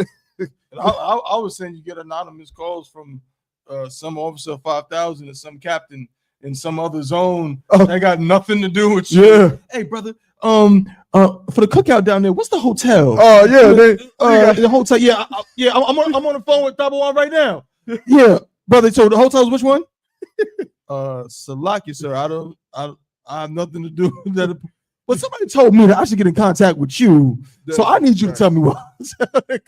Then you got to deal with why we ain't had a food drive. That's my face. I'm just like. Hold on, sir. Let me ask my rib. Why we ain't had a food drive yet? Why you didn't go get a truckload of food so that we can feed people yet? Cap want to know. He on the phone right now. Go ahead and talk to him. Like, I don't really think that y'all think. I'm sorry. I gotta say it like that. And again, I'm not talking about every sister, and I'm not saying every brother does a lot of these things. It's always different for each case. But generally, sisters, do y'all really think your life is that complicated? But I think that goes back to the topic, right? Of the weaker vessel. Right. That's my point. Yeah, I think like it's not the mental flaw. I think. Yeah, go. Now here's the crazy part. Yeah. Here's the crazy part, y'all. we can say, yeah, they'll admit to being the weaker vessel. Mm-hmm. But it's one of them things where it's like, imagine if you go to a nigga and you say, so, a nigga will not admit that he's weaker. I know what you about to say. You know what I'm saying? Like, do it. He won't admit that. We do it. Mm-hmm. We do it. Thaba will roll with me into the club, right? Mm-hmm. Now Thaba, he's physically older than me, Mm-hmm. right? But we go to the club, he'll admit, I don't know shit about what any of this is. Mm-hmm. But here's the difference between Thaba and you bitches. I'm sorry. Thaba will admit, I don't know shit about this club. Mm-hmm. So if I say let's do this, it is okay. Because I don't fucking know. Right. So we're doing that. This Apparently, ain't my arena. sisters will admit, I'm emotional. Right. I'm emotional. I'm the weaker vessel. Right. I'm just a girl. I'm just a But girl. then when you say it, and you be like, do this. because you're just a girl. Just do this. You say it again. Because you're just a girl. Just do that. Because you're the weaker vessel. Just be quiet. because you're the weaker vessel. Just fold those You're clothes. just a lady. I'm just a girl. Now you gotta fight against it. Now, I'm not just, Not just and I can, Uh-huh. and I mean, I have ideas, Uh-huh. and I'm smart, and so on. Not saying you're not smart, like intelligent, but I know what you're saying, and that's the dilemma. So that going back, the very question Mm-hmm. is being the weaker vessel an excuse for certain behaviors? Well, how can it be if a lot of times these same sisters that are the weaker vessels will fight against that I won't say title, but that Salaki, if I could, like nowadays, like women are, And we coming to the comments. I see, and we coming to them. women are like awkward, like they weird as hell. Like women get praised for doing adult shit, like paying bills or taking care of their children. Those are the things that women get praised for, or like they get it. Oh yeah, she doing such a good job. She taking care of her children. She paying her light bill, her rent. Let's get them likes up. There we go. Soon, I mean, like women get praised for that, but niggas do that on the regular. Like Right. we don't get a praise for that. But once a man step into her life, oh, you're supposed to pay all the bills. You're supposed to do this. You're supposed to do that. Well, what if I don't want to pay all the bills? Now I'm looked at as what? What I'm looked at as a bum because I want you to pay some bills. Yeah. I want you to spend some money. Okay. Now I'm the bad guy You're the because bad guy. I want you to spend money too. You're not even a man. No, I'm just a You bum ass You're a nigga. little boy, And I'm broke too. and you broke. I'm broke. I paid all the bills though Yeah. this month because you ain't had no job and I did everything for you. But I'm Ooh, a this is- broke this ass is- nigga. It's a good topic. I'm broke, but you asking me for money? Hey, look. Who broke though? That's bugging. We all. I think that I always thought that was a stupid, topic anyway because I feel like we all broke. Right. Everybody broke. You broke. I'm broke. We black and Hispanic. We ain't Will Smith. It's like No. like two crackheads yelling at each other, arguing who's the bigger crackhead. Right. Nah, nigga, you was doing that shit. No, Dad, you did it. Dad, no, you the one who did the shit. Nah, but you did the shit. Nigga, y'all both did the shit. Damn. Nobody got no money. What's that old saying? People don't argue with fools because people from a distance can't tell who is who. Two crackheads arguing about who's the bigger crackhead. Meanwhile, me and y'all might cross the street looking at them like this, like, oh, we just see two niggas. That's all we see is two idiots. They both crackheads. That's it. No, you pay the bill. No, you don't pay no bills. No, but you get all the money. No, you don't get no money. You got all the money though. But I'm broke. Nigga, y'all both broke. Cause where is the money? Where's the money? If somebody wasn't broke, we wouldn't be having this conversation. Right. We'd be talking about if we go on to Bora Bora or Maui, like we wouldn't be talking about bills. Notice when people talking about that stuff, there's never. No, we going to Bora Bora. No, we going to Maui. No, I said we going to Bora Bora. I said it last month. No, okay, but fuck what you said last month. We're going to Maui. People that go to Bora Bora and Maui They don't never argue about fight that like shit. Never. It'd be two motherfuckers pinching pennies arguing about who spent the last $10 on some nonsense. This is insane. I feel like black people shouldn't worry about shit like that. I know I don't. Right. Like black people and white people should be different. White people, they worry about bills and shit. Yeah. As a nigga, I don't ever worry about a bill because if I don't got it, nigga, they ain't getting it. Nigga, What can we do? what the fuck? Like, what the fuck is a student loan, bro?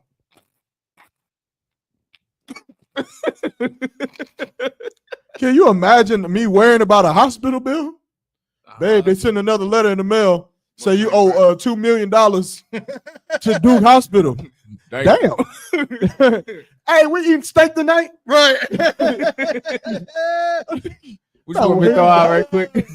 But going back, only we go to comments real quick. Yeah. But going back, all of this is weaker vessel stuff because as the weaker vessel, you know what women can't do? This is a weird thing. You would think like society will paint it like being lethargic or mentally or being able to kind of be nonchalant.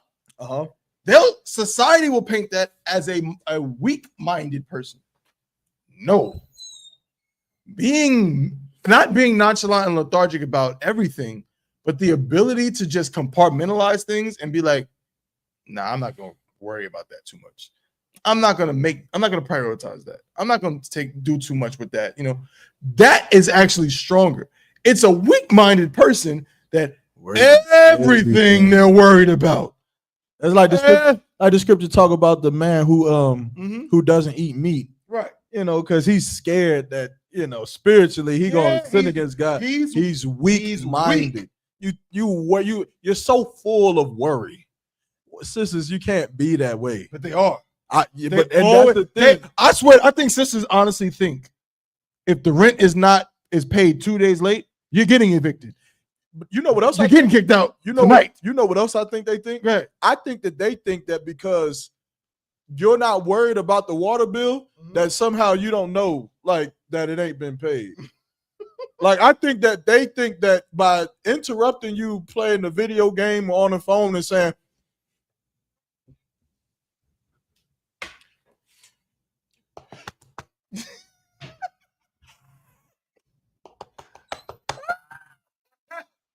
what, babe? What? The water bill. I seen it. We talked about this earlier. Okay, but it's Friday. So, bitch.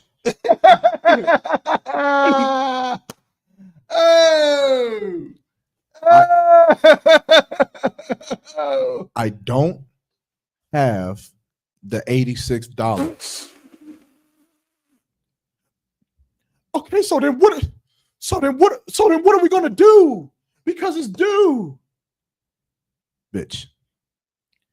I don't know yet. When I figure it out, I will pay it or tell you. Can I go back to playing my game? I want to say something, but I won't. Sisters, why do y'all do that? If I could, sir. Why? They don't take that for an answer. I know they don't. That's not a good enough answer. Like, I feel like I'm telling you, I don't know. Yeah. I don't. But me saying I don't know does not mean that I'm not thinking about it. I'm thinking about the shit. They think that because you're not like actively. Yeah, actively. Oh, you know that's their thing. Double. Yo, bro, can you send me $5? I need to get $86. Nadia, I need $5. You got $5 or $6? Camp Goddard Hall. I don't know what time it is over there, but you think you can send me $6 or $7? I'm trying to get some money. They think that because you're not doing all of that, that like in your mind, you ain't doing nothing. You're not even thinking about I'm thinking about everything. I'm playing the game and thinking about everything in life. They literally think if you are not in panic mode, like and I think we can vessel, their brains are so wired a certain way. As a man, I know we've all been asked this question, or in some way, something like this has happened. So you just don't care? Right. Hell no. And it's like, wait. It was like, but wait, what? What would make you think that? Thank you. Oh, I'm eating my sandwich. Like I'm just eating my sandwich. Yeah, but how you're acting, it just seems like you just don't care. Don't give a damn about my feelings, how I feel. Because of how I'm acting? What's that? So how should I act? Right. I should do like your mom said. I gotta get the phone. I can't eat a sandwich right now. Baby, you want a sandwich? I don't want. I can't eat at a time like this. We owe $80 on the line. You know what? You know what? Maybe we should do that shit. I'm gonna start doing it. Maybe we should do that shit. Nigga, if the bill is about to be done, like due in 2 days, I'm gonna come home and just.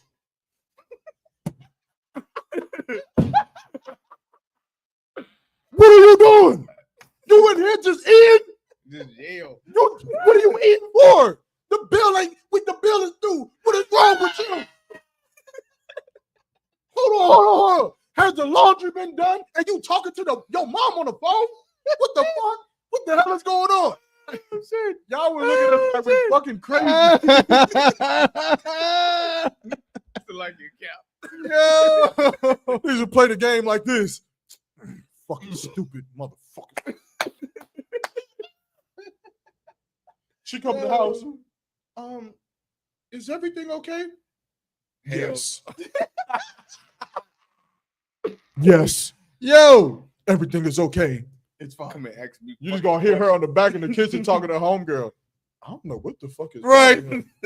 But he acting like he I'm don't. gonna shed a tear. He acting like One tear be playing the game. look. He acting like I don't know that the bill got to be paid. I already asked my mom if she could let me borrow. She just said she had to get to the bank tomorrow. Hey. So then, as the weaker vessel, Look, we got to get to these are comments they too. okay to do this? Yeah. We got to, man. We got to get to these comments. Hey, look, we done talked about a lot, but it's still kind of the same topic about what sisters. Why y'all be acting like this sometime, man? For real, and this coming from love, man, because we love y'all, but I gotta chill sometime. My nigga. So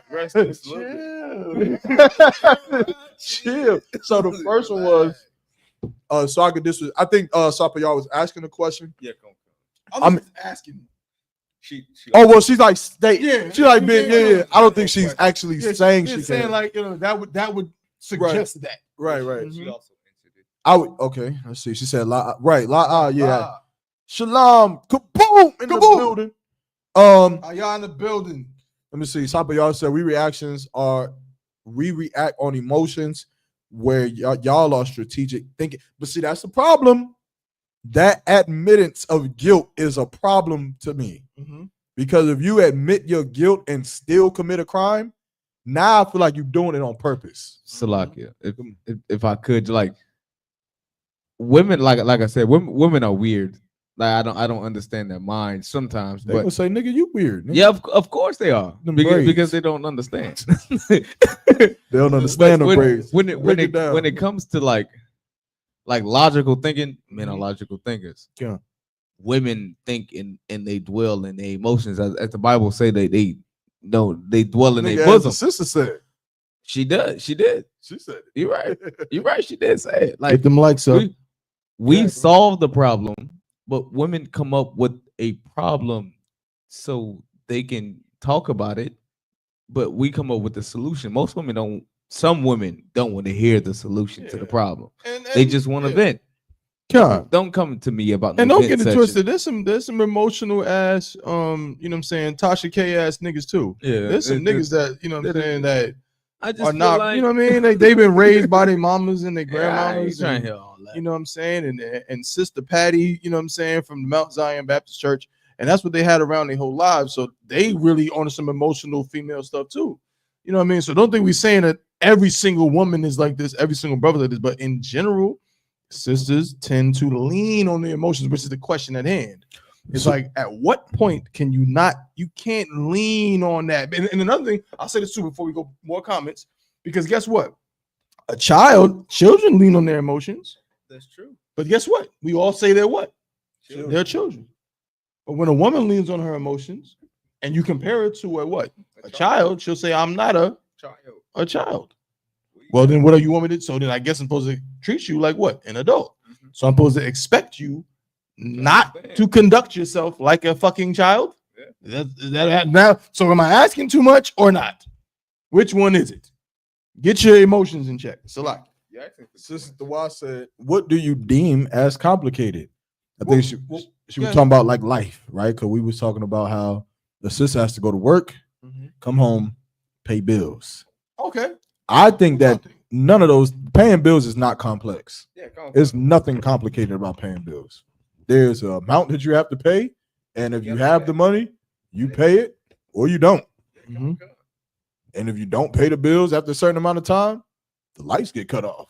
Yeah. Ain't nothing complicated about that. That's all to it. It's pretty simple. It's very simple. Basic math. Now, try teaching inside of a prison with 50 students, 50 inmates, and captains and securities correctional officers who are listening for every word that you say, right? So that they can make sure that you get kicked out of the prison. That's a little bit more complex, right? In my opinion. Yeah, come. But just to be fair, like I said, it doesn't go for everything. Like there are some sisters in the workforce who have more complex jobs. You have more responsibilities. You don't just punch a clock. But that's why I said generally, generally, I'm talking about the general person who goes to work. They have some kind of manager that says, hey, sweep this, do this, take these orders, boom. Do this, work here, do this, boom. When you go home, you don't have to worry about scheduling your employees. You don't have to worry about paying the employees. You don't have to. When I'm talking about the person that when you leave your job, you leave everything as far as work at the workplace. It's done. You don't have to worry about shit else about work. You come home. How is your life complicated now? Aside from your emotions, aside from your thoughts, aside from the things that you just conjure up and make shit complicated for nothing. That's what I'm talking about. And that's what I feel like that to me is a problem. You know, because I feel like there's a lot of brothers out here who have real actual responsibilities. And I feel like one of the biggest problems with sisters is this. The problem is not whether or not if a brother has more responsibilities than you. The problem is that you don't respect the work of the Lord. You just don't. And I think at some point we got to start realizing and being honest with ourselves. Right. If you've ever told a brother or told a husband that you should just not do something, that you should just not ... fill in the blank, but let it be filled with something that pertains to the truth. Let it be, you should just not ... be with the brothers. You should just not ... go to the lecture. You should just not go to camp. You should just not go to class. Then the problem is that you have to look inside of yourself and ask yourself this. Do you respect the truth more than you respect the oppressor's money, more than his authority? Because let your husband say he has to go to work. I want a sister in here to tell me when they've ever told their husband to say, fuck that job. Never. It will never, ever happen. It has never, ever happened in the history of life. Not one time. The nigga can listen. Let me tell you something. I'm gonna tell you right now, Nadia. I want you to say what you're about to say. Let me say real quick. A nigga can have to get up at 5 o'clock in the morning for his slavery and will not hear a word of negativity. He will then get off of his slavery at 3 o'clock and not hear a word of negativity. This same nigga can say, I'm going to chill with the Akim. They have no idea how long he's going to be going. The nigga might be going for 2 hours. They don't know. But they will put up resistance. They'll put up resistance because you're going to chill with the Akim. They put up resistance because you're going to you going, you stepping out. They'll put a resistance and then have no idea how much time you're going to spend. But they will literally know you're about to be at work for 8-10 hours and won't say nothing. That money is powerful, man. Thing. Yeah, because you value that. You value money. You value the money. So him going to do anything that revolves around money, I guarantee, like, sisters, be honest, man. Like, for real. Like, be for real. In your mind, because we not saying sisters don't want their husband to stay home from work. Mm-hmm. I'm sure if a man said, babe, I'm thinking about staying home from work, I'm sure sisters would be like, yeah, stay home. Mm-hmm. They want their husband to stay home. That ain't even what we're talking about. Go ahead. What you about to break it down? But be real with yourself. Yeah, be real. We asking y'all to do what's our favorite word that we use to often. Not be disingenuous. Don't be disingenuous. You know that if your husband say he about to go do something for the school, for the truth, for the Akin, for the brothers, you know there's a thing inside of your mind that says this isn't beneficial in any way to me or the household. Yes, there's something in your brain that says this is skippable. This doesn't solve the problems of the bills. And because it doesn't solve the problems of the bills, I want to know who's gonna be real. I'm going to give you attitude. My goddamn time. Now I'm gonna give you attitude when you come home. You know why?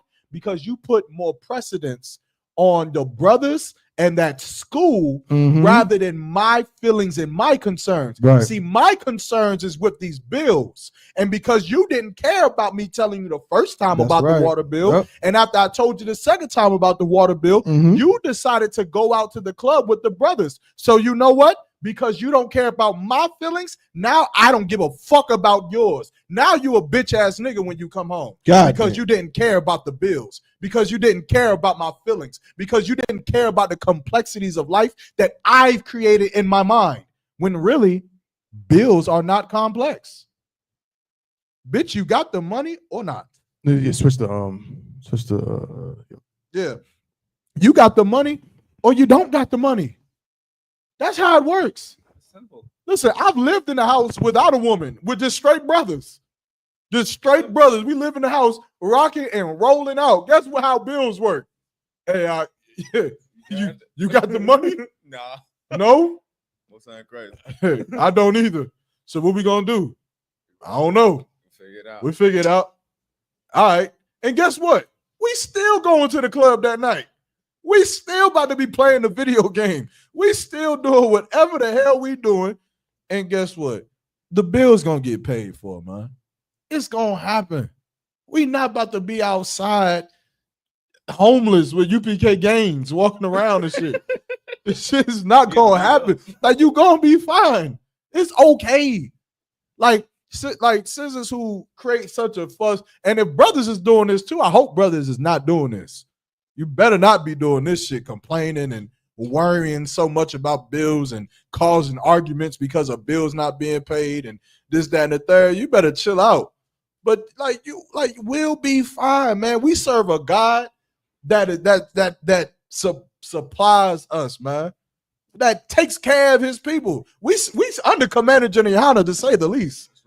Come on now. You think Commander Jenny-Hanna about to allow you to be outside, just struggling and hurting? That's not how this school works. So why do we make shit more complicated than what it actually has to be? But let's go into it, man. Let's get into some of these comments. Sister Martha says, Shalom. I rock. My bad. I don't know what you was laughing at, but probably funny. Sis Sapa, y'all said, is it the need to feel secure? Sis, I think sometimes women will troubleshoot their own way out of feeling secure. They'll fuck it up themselves. You understand? Like, do children feel secure? Absolutely. They feel secure. You know why? Because they ain't worried about the shit that you worried about. They don't ask nothing. They don't ask about the bill. They don't ask about the lights. They don't ask nothing.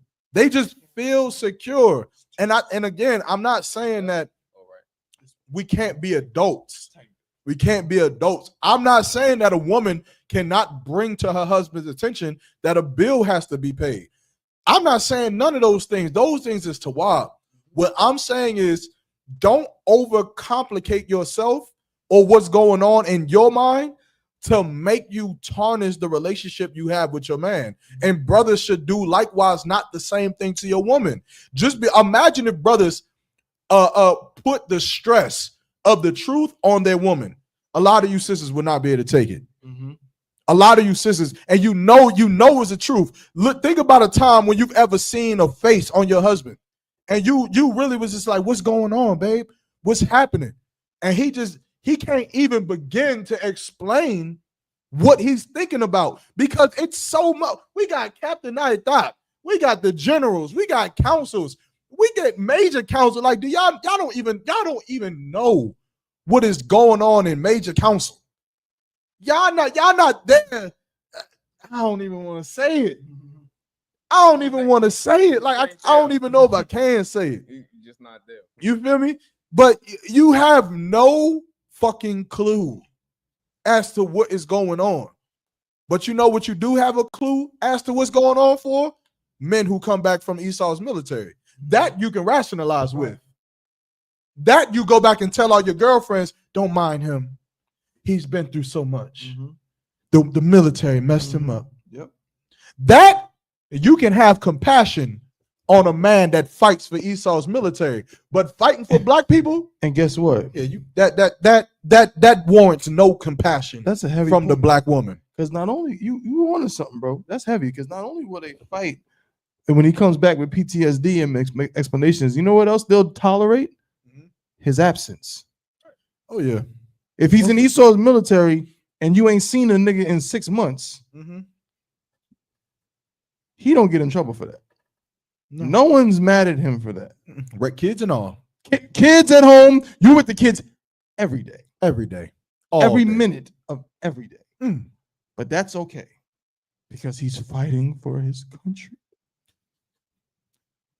4th of July and the rockets regular bursting in air.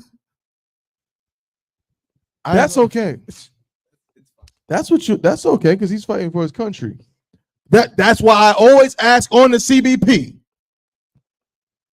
Do you really believe in this? I don't think so. I'm asking. I'm not saying you don't got to answer. I'm saying if you're hearing the sound of my voice, what cameras is? I'm asking you. Just be real. Don't be disingenuous. You're only gonna hurt yourself in the end. Listen, there's brothers who done been in this truth for 10 years, more, a little bit less, a little bit more, and bounced. Just be real with yourself. Do you believe in this? This is some crazy beliefs, Yarmak, Nadia. A bunch of black niggas with big afros and a goddamn unidentified flying object? That's ridiculous. Some might have short haircuts, but some of them might have short haircuts. But Yahweh Shah's gonna have a big white afro. But you get my point. That's a ridiculous thing to believe. And they're gonna come back and save these crackheads in Cornwallis and the project near you. No, that's ridiculous. Yeah, no, that's too ridiculous. So I understand why you don't believe it, but just admit to yourself you don't believe it. I would be happier with that. I'd be more inclined. I'll be happier with someone saying, guess what? I don't give a fuck about camp. How are we gonna pay the bills? I'll be like, yes. Okay, now we're getting somewhere. Now we get okay. General Hyman. Yeah, I just want to let you know that this sister just said she doesn't give a fuck about camp, and she wants to figure out how we're gonna pay the bills. She said, "What? I tell you what. Have that sister move out of that house and let her give a fuck about her own bills. Commander General Johanna will take care of your rent this week, and you'll be at camp, right? Khan, sir. Anything else? La, sir. Shalom Yabashir Shikbata. Sir. Bitch, you got to move out the house and worry about the bills. Yeah. But my bills is paid for. I'm good.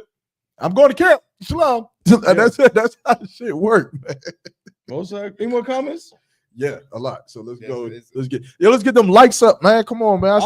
Hey, shout out to the couple people. Yeah, but my likes is not where I want to be. Make sure y'all here next Friday, July 4th weekend, the Carolina Colt Classic Cookout. CBP is going down. We're gonna have heavy hitters on the show. Captain Tazariak, Officer Zion, Captain Niathak, Captain Mawaquad is coming down from Chicago with our alum. We're going to have all kinds of brothers onto the show. So make sure you are logged in and subscribe to Chainbreakers Podcast on YouTube. I'm telling you, I don't know. Me and Thabo aren't going to talk about it, but just be prepared. We might go live only from the YouTube. Only from the YouTube. Y'all going to be able to see Captain Zariak and all the other heavy hitters sit down at a table like this. I'm telling you, I'm not turning it down. Y'all see how I am. I'm not turning it down. I'm not going to get on the show and say, Khan, sir, so today we're going to talk about the color scriptures and the color of Christ. Iraq just dropped another bomb, sir. So we want to get into the politics today, sir. And y'all mock saying he gonna be like, hell no. We talking about the same topics. It's gonna be the same goddamn show y'all seen for 115 episodes. Right. It's gonna be the same thing, just with y'all gonna see some heavy hitters up here too, man. So I'm telling y'all, if I was not y'all, I would probably damn near pay to see what's about to happen on Friday, because it's gonna be funny as hell. Y'all gonna enjoy yourself, and we're gonna really be getting it on. But let's get back to the comments, man. Hey, can you check that AC though? And also, can you grab that cranberry juice out the freezer? I hope that shit didn't freeze. Let's see. Okay, we got Sister Top of Yard. Officer Ross said the Carolina Coke Classic, July 3rd. Fayetteville, North Carolina, grand opening of the Fayetteville New School. I forgot about that. Shout out to Fayetteville. Man, Fayetteville new school. A new school. And I seen the pictures. The shit is bomb. The shit is beautiful. So y'all definitely get in for a treat with that. Y'all y'all thank you. That's an honest That's answer. real. That's an honest answer. She said y'all supposed to panic too. It's a bomb. It's a bomb. Ah! Then we get up in it. I probably made it free. I probably hit it. Damn, Frozen. Where's my super suit? Just sit down. He said I made it freeze. Get the fuck out of here. If liquid sits in the freezer for like 30 to 45 minutes, it get real cold to the point where you can just smack it on the bottom and it'll freeze. Like it'll create slush inside of the drink. Slush, that's fine. That's what that is. All right, Brainiac. If it is slush, I want some of that. It's like a Nemo. Yeah, it should be. What the fuck was we talking about? A lot of y'all saying y'all supposed to panic. Oh, no, I was about to say something else though. Oh, we were supposed to panic. Just read the comments. I was about to say something, and he started going all extra scientific and shit. I think he was, but now think about it. I was. Yeah, man. That shit is. Woo! Yo, Most High Christ. Y'all supposed to panic too. The new school is fire. Y'all in for a treat. In for a treat. I don't fucking know, man. Brainiac. Jesus Christ. All right. Salagia. Sister Wash said, I think it depends on the situation. Nothing wrong with acknowledging and communicating. Reassurance is a learned skill many men don't register as their responsibility. You are partially correct. I would say that, definitely each situation is different, but there are certain things that as a woman you cannot do. And I think that that's what you do not understand. Right. I think it's the hardest thing. That's the hardest thing to understand. Just like as a brother, there's Captain Night Doc will put me pause, but I, in some difficult situations. And no matter how much I may feel like I hate or dislike or want to curse out or raise my voice at or anything to any man above me, shit, even men below me, I can't. I can't. I have to watch my fucking mouth. I have to say what I've been, bro. There's been times where I've been called a whole bitch. I don't know. Actually, I'll take that back. I don't know if I've ever been called a bitch by anybody, but I've been called, crazy shit, told crazy things too. And I have to watch my mouth. Now, to understand what we're talking about, all you have to do is question this. If your husband calls you something, how do you respond? This is a very nuanced question Mm. that I feel like a lot of sisters. I hope that seeps through. I hope it seeps through. I've been told, yeah, Mark, I wish I can grab you by your fucking ankle and smash your head on a fucking rock until there was nothing left but your ankle in my fucking hand. Now, I responded by saying, condom on my concert. Now, if your husband says, bitch, I wish you would shut the fuck up sometimes, how would you respond? And I think therein lies the problem. I was there. If I could, real quick. I'm just saying. I'll never forget it. It's one of the things that stick in my memory. It was an early point in my career in the UPK, my short career. Myself, Yaramak, Mahayar, Officer Abraham, a few other brothers. I think Officer Howard might have been there. This is back when, if y'all don't know, y'all know the history. We did the history of the Durham school. We still got to do part 2. But there was a time when there was one class a week. We didn't have a building. So literally, every week, there was one class that took place on Friday from 7 to 9 at different locations, but it started out at the Vegan Flavor Cafe, which is up on, what's that, Chapel Hill or something? Yeah, something like that. Right. And we were at the class a lot of times. Remember, this because it was only one class a week, a lot of times this would be the only time for us to kind of really kick it with each other and converse with these brothers that lived in different parts. Officer Zion lived in Fayetteville. I couldn't see him any other time. So when he was there, he was there. Officer Lahab lived in Greensboro. Officer Abraham lived in Winston, and so on. Go ahead. I'm gonna be brief. No, don't be brief. I'm just saying, I see y'all. Hey, stay in here. I see y'all comments. Just stay with us. Come on, let's go. And we're in front of the Vegan Flavor Cafe, and a brother came. This brother, now he has a Hebrew name, but he's not really around. But you know what I'm talking about. A brother came. Zabak. Oh yeah, okay. Yeah, it's a buck. Yeah, Zabak had a lot of Zabak questions. is cool. He's civilian. I got you. Yeah, he had a lot of questions at the time. He was a young man, something, and he was very much a Christian. You know, he was not even a young man. He was just a Christian. They came and asked a bunch of questions, and he's going back and forth with Officer Abraham. Officer Abraham is battling him and all of this, and I'm standing right there just listening to this. And young Yaramak, this nigga was wet behind the ears like a motherfucker. Pause. Still has Similac on his breath. This nigga he probably was like 19 at the time. 19, 20, maybe. Yeah. And he had a point. He had a precept or something that he just wanted to say because he gonna cut this nigga. And he said to Abraham, he said, hey, Salaki, sir, if I could. And Abraham said exactly like this. He said, no, nigga, pass the fucking test, Hawk. Pass the test so you can help me do this. But no, until you pass the test, no, pass the fucking test. I was right there. I watched it. Caught out on one concert. The javelin said in front of us. We all looking like embarrassed as hell. Might I add? Yeah, we all because me and Mahayar, we looking like. Add the context that the nigga who we talking to is my nigga. It's his nigga. I'm the one who been knowing this nigga, and we grew up in the same neighborhood. Nigga, we worked together as Sherwin-Williams. Yeah. I'm the one who brought him here. Right. Right. And this happens. And we just look. And this nigga said, "Connor won't come." And that was that. That's it. That was that. And got determined.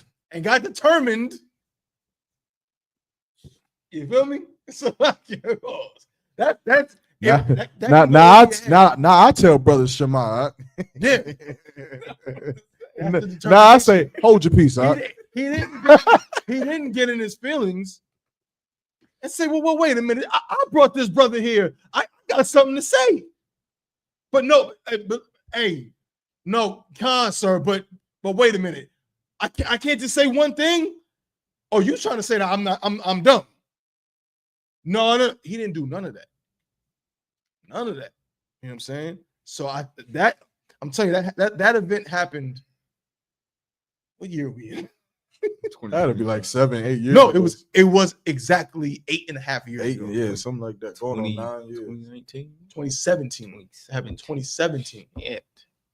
And I remember it because of, you know what I'm saying? So that's going to the point. But go ahead, Salaki. Yeah, that's it. So let's go back to the questions though. Don said, then she going to say you're being emotional. Yeah, if you start acting crazy, yeah, you're gonna be emotional. Tasha K niggas is crazy work. Facts. Women or our sisters should hold fast to the idea that your man should think for you when you can't make a decision. Yes. The answer is yes. You're right. If a sister can't make a decision, but I think we're dealing with women who think they can make the decision. They just don't understand why you're not on their part with it. Like you're not as, thank you. You're not as pressed about the problem as they are because they feel like they see something you don't, or you're just ignoring what's obvious in front of you. Mm-hmm. What I'm saying is that no one gives a fuck about what you see. No one cares. Like that has nothing to do with being a loudmouth bitch. I don't care if you see the moon about to crash in front of the goddamn earth and we all about to die. Okay. Watch your fucking mouth when you talk to me. Because guess what? It doesn't matter how much you run your mouth. Running your mouth ain't about to stop the moon from crashing into the earth. You might as well just enjoy the scenery that we see. And it's over, bitch. What can you do? It's over. You can't do nothing. The fuck? Salagi said, do you think the bill should be 50-50 or do you believe a man should pay majority of the bills? I believe I'm assuming you're asking the whole panel, right? Not just me, because I don't know. Actually, I don't know who you're asking. But for everybody, I know for me personally, I believe that bills should be paid. That's what I believe on that topic. Yeah, period. I'm gonna use the word period because I'm just saying, like, put a period at the end of that sentence. Like, the bills should be paid. Dot. Yeah, that's it. So however you figure out how to pay it, pay it. If the woman pay the whole water bill, pay it. If the man pay the whole electric bill, pay it. If the woman pay 100%, man pay 0. If the man pay 100, woman pay 0. If it's 70-30, 60-40, 50-50, 70-30, 75-25, 75 and I owe you. I don't fucking know how you pay it. Pay the bill. Bills are meant to be paid. Real people don't even talk about they don't even, don't even talk like this. What are we talking about? It's kind of weird because like if I have a rib who's like constantly paying the bills, and let's say I hit the lottery, right? I get like a quick 2 bands or something. I just go pay the water bill. Like I don't even just pay it. I just pay the electric bill because I got it. I don't gotta say shit. I got the money. We pay the money. Fuck, that's it. But we gonna eat tonight? Yeah, let's get some Mexican food. What you want? Yada yada yada. Blase blase blah. I got the money. I pay for the shit. Right. Simple. That's as simple as it gets. Yeah, it's not even the thing. Salaya Ahmad simply asked sisters, is your life really that? Oh, she answered somebody else. Let's see. I agree with the Y on reassurance. My thing with reassurance. Sometimes you gotta pay for insurance. The desire for reassurance is really just like a masked form of wanting to be in charge. You want power. Reassurance is you wanting power. Reassurance is a soft way of saying, nigga, answer my question. Nigga, answer my fucking question. That's a soft way of saying when is they getting paid, nigga? That's I'm talking shit, but there's I just want reassurance that I'm not going to be sleeping with UPK games outside. You just want me to tell you everything. That's you just want to know that exactly. Here's the reassurance. You won't sleep outside. Yeah, come on. You might have to go a couple days without water. The Wi-Fi might get cut off from time to time. Well, not even from time to time, but it could happen. You won't sleep outside. You won't have to worry about UPK games. You won't have to worry about UPK games. Are we good here? Like before we get after we get married, as soon as we get married, as soon as we do, damn, that was nice. Okay, here's your reassurance for the rest of your life.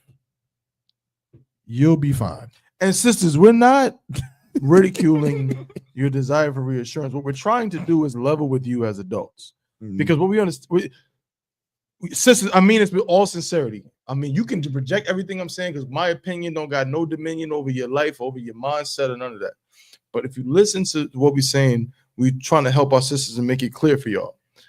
When we say about reassurance, it's like, again, y'all might brought up a child.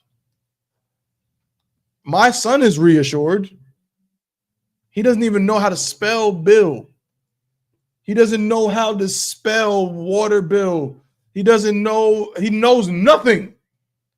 He's just reassured that his day-to-day life will pretty much be routine.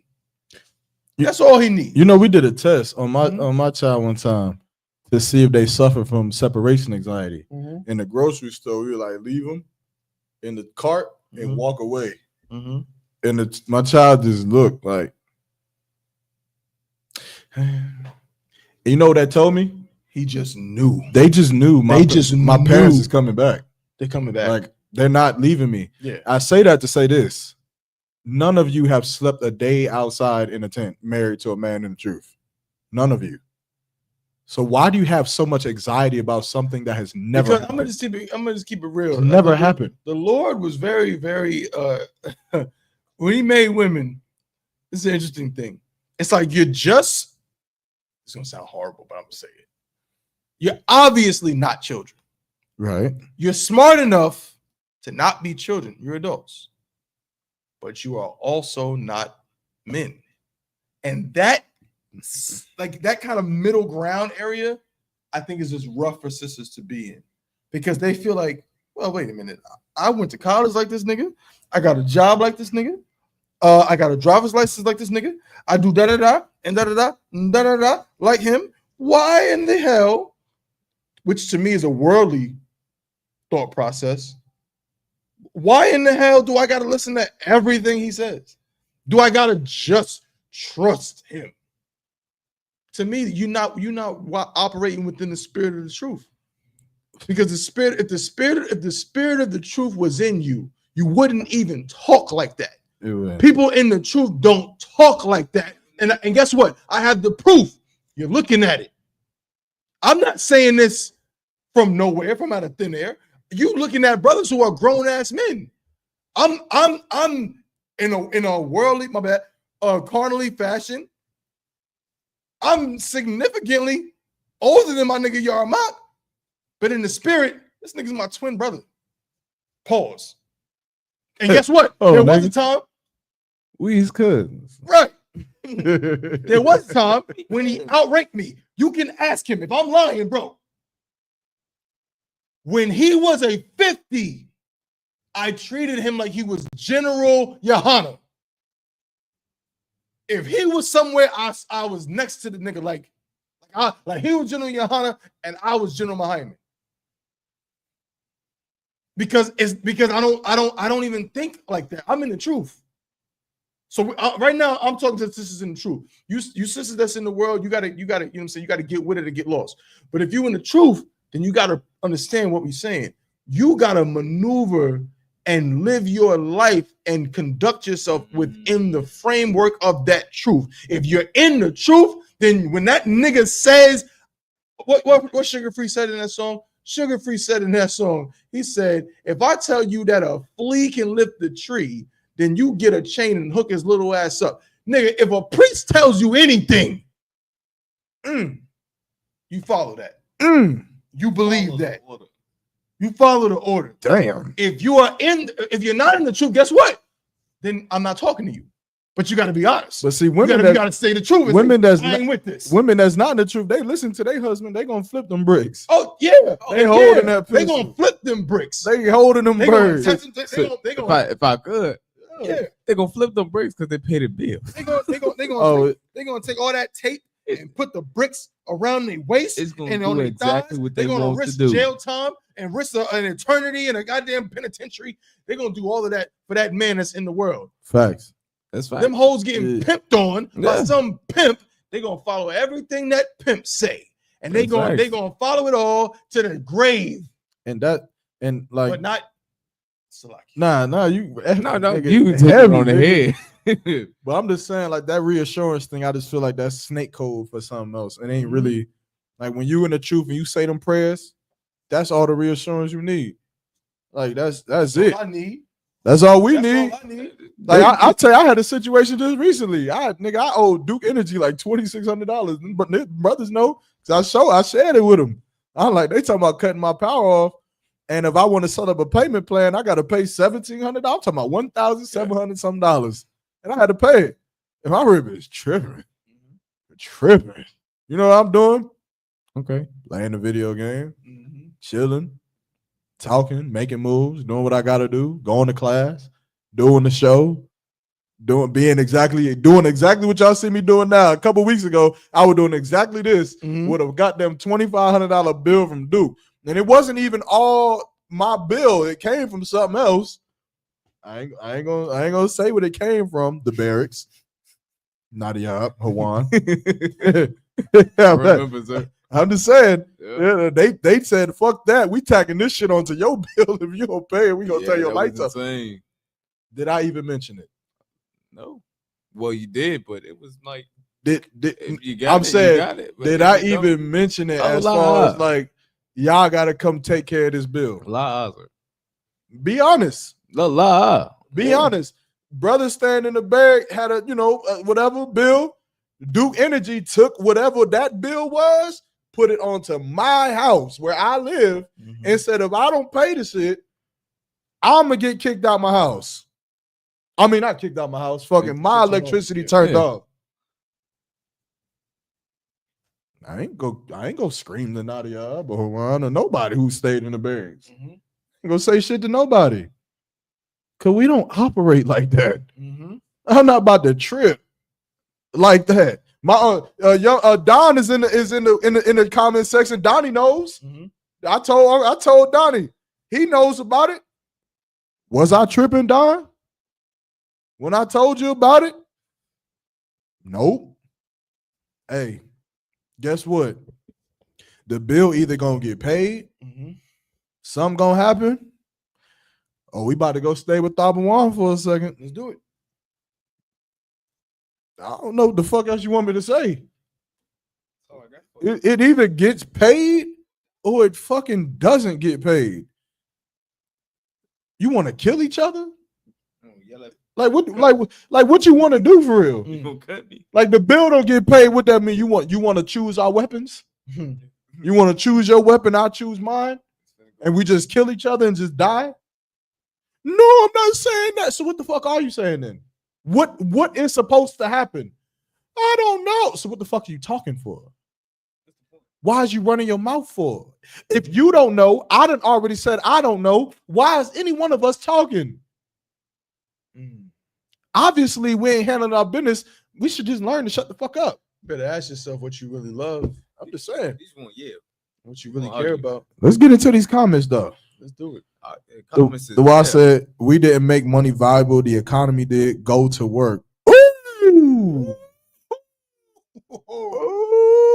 She's shooting shots at you. Talking spicy. Hey, but sis, you know I love you. I'm about to cut you up to piss. I'm about to cut you up to piss. You have to watch. Man, you know you my sister for real. You know what I'm saying? Sluggy says, you know what I mean? No, you hey, sister. Before we gonna have to cut you. Before we cut you though, I want to applaud the Y for getting on the show and saying what the fuck is on her goddamn keeping it mind. real. You better not come to the CBP and not be keeping it real. Hell yeah. What the hell is wrong with y'all? The Y got guts. And this is good. Like this is what the CBP is about. Having these conversations that sisters and brothers don't generally want to talk about when General Hyman's teaching. Because you be like, I ain't gonna say that. Hell no. say it here, man, so we can talk about it. Let all the sisters know alleviate if some of there's these problems. anything that they got. They just feel like them brothers have done them. But I am about to cut you up, though. CBP, man. We talk about it on the CBP. I am about to get you, sis. But you said we didn't make money valuable. The economy did. Go to work. I double down for you. The economy didn't do nothing. The economy was created by the oppressor. And America's political systems and government systems and all of that, they created the economy. And the economy was built and is still oppressing us. Now, the work that you're talking about is to go and get money so that we can stay afloat in this oppressive economy. Since we go to work to destroy the economy. That's what we do. We go to work so that one day you could walk in a city that's fastened with gold, that's fastened with pearls and rubies and diamonds. We work for a place where sisters like yourself, when they walk, they step on rose petals. That's what we do. So yeah, brother can go to work at McDonald's and I was just do whatever to pay a bill or two. Or a brother can go to work and build up this nation so that white people leave and you rule it. That's right. And now you never have to stress about a bill ever again. Damn right. That's what we're working for. That's what we signed up for. That's what we lose sleep for. We go to prisons for. We go to Alabama for. That's what we do it for. Make our pilgrimage to the Passover every year. That's what we do it for. You know why we make a pilgrimage to the Passover and go broke for it every single year? It's not because we need money to live in this economy. It's because when we say those prayers, we pray that every brother and sister in here with broke, empty pockets gets to walk out of this building to an economy that has been destroyed, that has been absolutely eradicated by our King Jesus Christ. And then now we'll build our economy. That's right. And our economy, it'll be fair. Our economy, it'll be righteous. Our economy, it'll be glorious for us. Damn right. Now, brothers, go to work. That's what you should be saying to black men. That's what you should be saying to brothers. I'm tired of being oppressed by these bills. I'm tired of being oppressed by this and this, that, and the third, and these managers, and I gotta go to work and I gotta do this, and we just barely getting by, and we sacrificing and we struggling and we barely keeping afloat. I'm tired of it. You should wake up in the morning and you should tell your husband, as you button up his shirt, as you dust his shoulders off, as you make sure he clean and ready to walk out the door, and his boots is tied, and he has food and he has water, you should look at your husband and you should say, now go tell the white man is the devil to his fucking face, because I can't. While I go to work. That's right. While I go to work to make money so that we can float, I want you to go be radical. I want you to go be revolutionary against the oppressor. I want you to go and piss white people off, because my whole life they've been pissing me off with these goddamn bills. But I'll never allow that oppression to make me be mad at you. I'll never allow that to happen. I'll never allow the oppressor's bills, the oppressor's circumstances, the oppressor's redlining, the oppressor's laws for black people, for black and brown people, to make me hate you. I'll never allow it to happen, because the oppressor is the devil the Bible speaks of. And the only reason you can't pay a bill is because he's the devil. So you go to work, my Lord, and you bring it back wet every goddamn night. That's what you should be saying, sis. If I could. How you? Heavy. I mean, really already said, but I just have this to add. Imagine yourself a sister. You got a husband. You're working. He's working.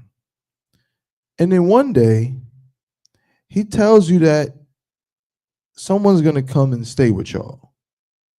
It's a friend of his, and he's, he don't really got much or whatever. So he gonna stay on the couch. And your husband tells you one day, he says, hey, listen, that nigga that's on that couch is gonna save our lives. That nigga that's on that couch that does not have a job and does not have a place to stay, that brother right there is who we're going to follow. Whatever he says, we're going to obey. We're going to do what he says.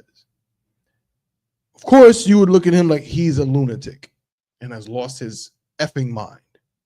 Well, I'm only bringing it up to say, if we're talking about, again, I'm not picking on the sister, but we're talking about money and economy and so on. There's two men that did that, and I'm not comparing the second man to the first man and say they're the same. I'm just saying the concept is the same. The first man who was sleeping on couches and people followed him was named Yahushua. You want the scripture? We can get it. I think I don't got a headpiece though. Nadiab does. You can Nadiab. You can read it if you want to break it down because I don't. You know what I'm saying? Nadiab, pull that. Pull Matthews 8:20. And I'll just say my little piece, and you go ahead and break it down, bro. This is a book of real quick. Yahushua would have been that brother sleeping on that couch. And when that man told you we're gonna follow this man, you would have thought, I can't follow some nigga that needs to sleep on my couch. I can't. What does he know? He's not in tune with the economy, but he is in tune with something else. And there's another man who slept on couches and on floors, and we follow him to this day. And that's Commanding General Yohana. Commanding General Yohana slept on another nigga's floor who had a rib. And now today, we follow him. That's right. Because he follows Christ. That's being Christ-like. You understand what I'm saying? The reason why I'm bringing it up to say to the sister's question in the sister comments about the economy is like, what do you value? What? It's a simple question. If you're not being disingenuous, I'm not picking on anyone individually. What do we value? I got a basement picture. What do we value? Do we value pieces of paper with dead slave owners on them? Or do we value this truth? And if I value this truth, I wouldn't give a damn how much money a nigga made or didn't make. If it's in accordance with this truth, if this brother has been given the position by the Most High, because I believe that every nigga above me was given a position directly by God. I believe that. I believe Officer Abraham was put here by God for me and my brothers in North Carolina. That's right. I believe that. Do you believe your husband was given to you by God? I got a picture. I got a picture up on the screen of the basement, of a basement that looks similar to the basement that Commander Yohana would have to stay in. You understand? So many horrors that happen for Commander Yohana that have to hold on to the school. You know, Commander Yohana had to move his wife from Philly all the way to North Carolina so that she could continue to work and send the money up so that they could have bus fare and train fare to be able to get to camp and to pay the rent for the school in Philly.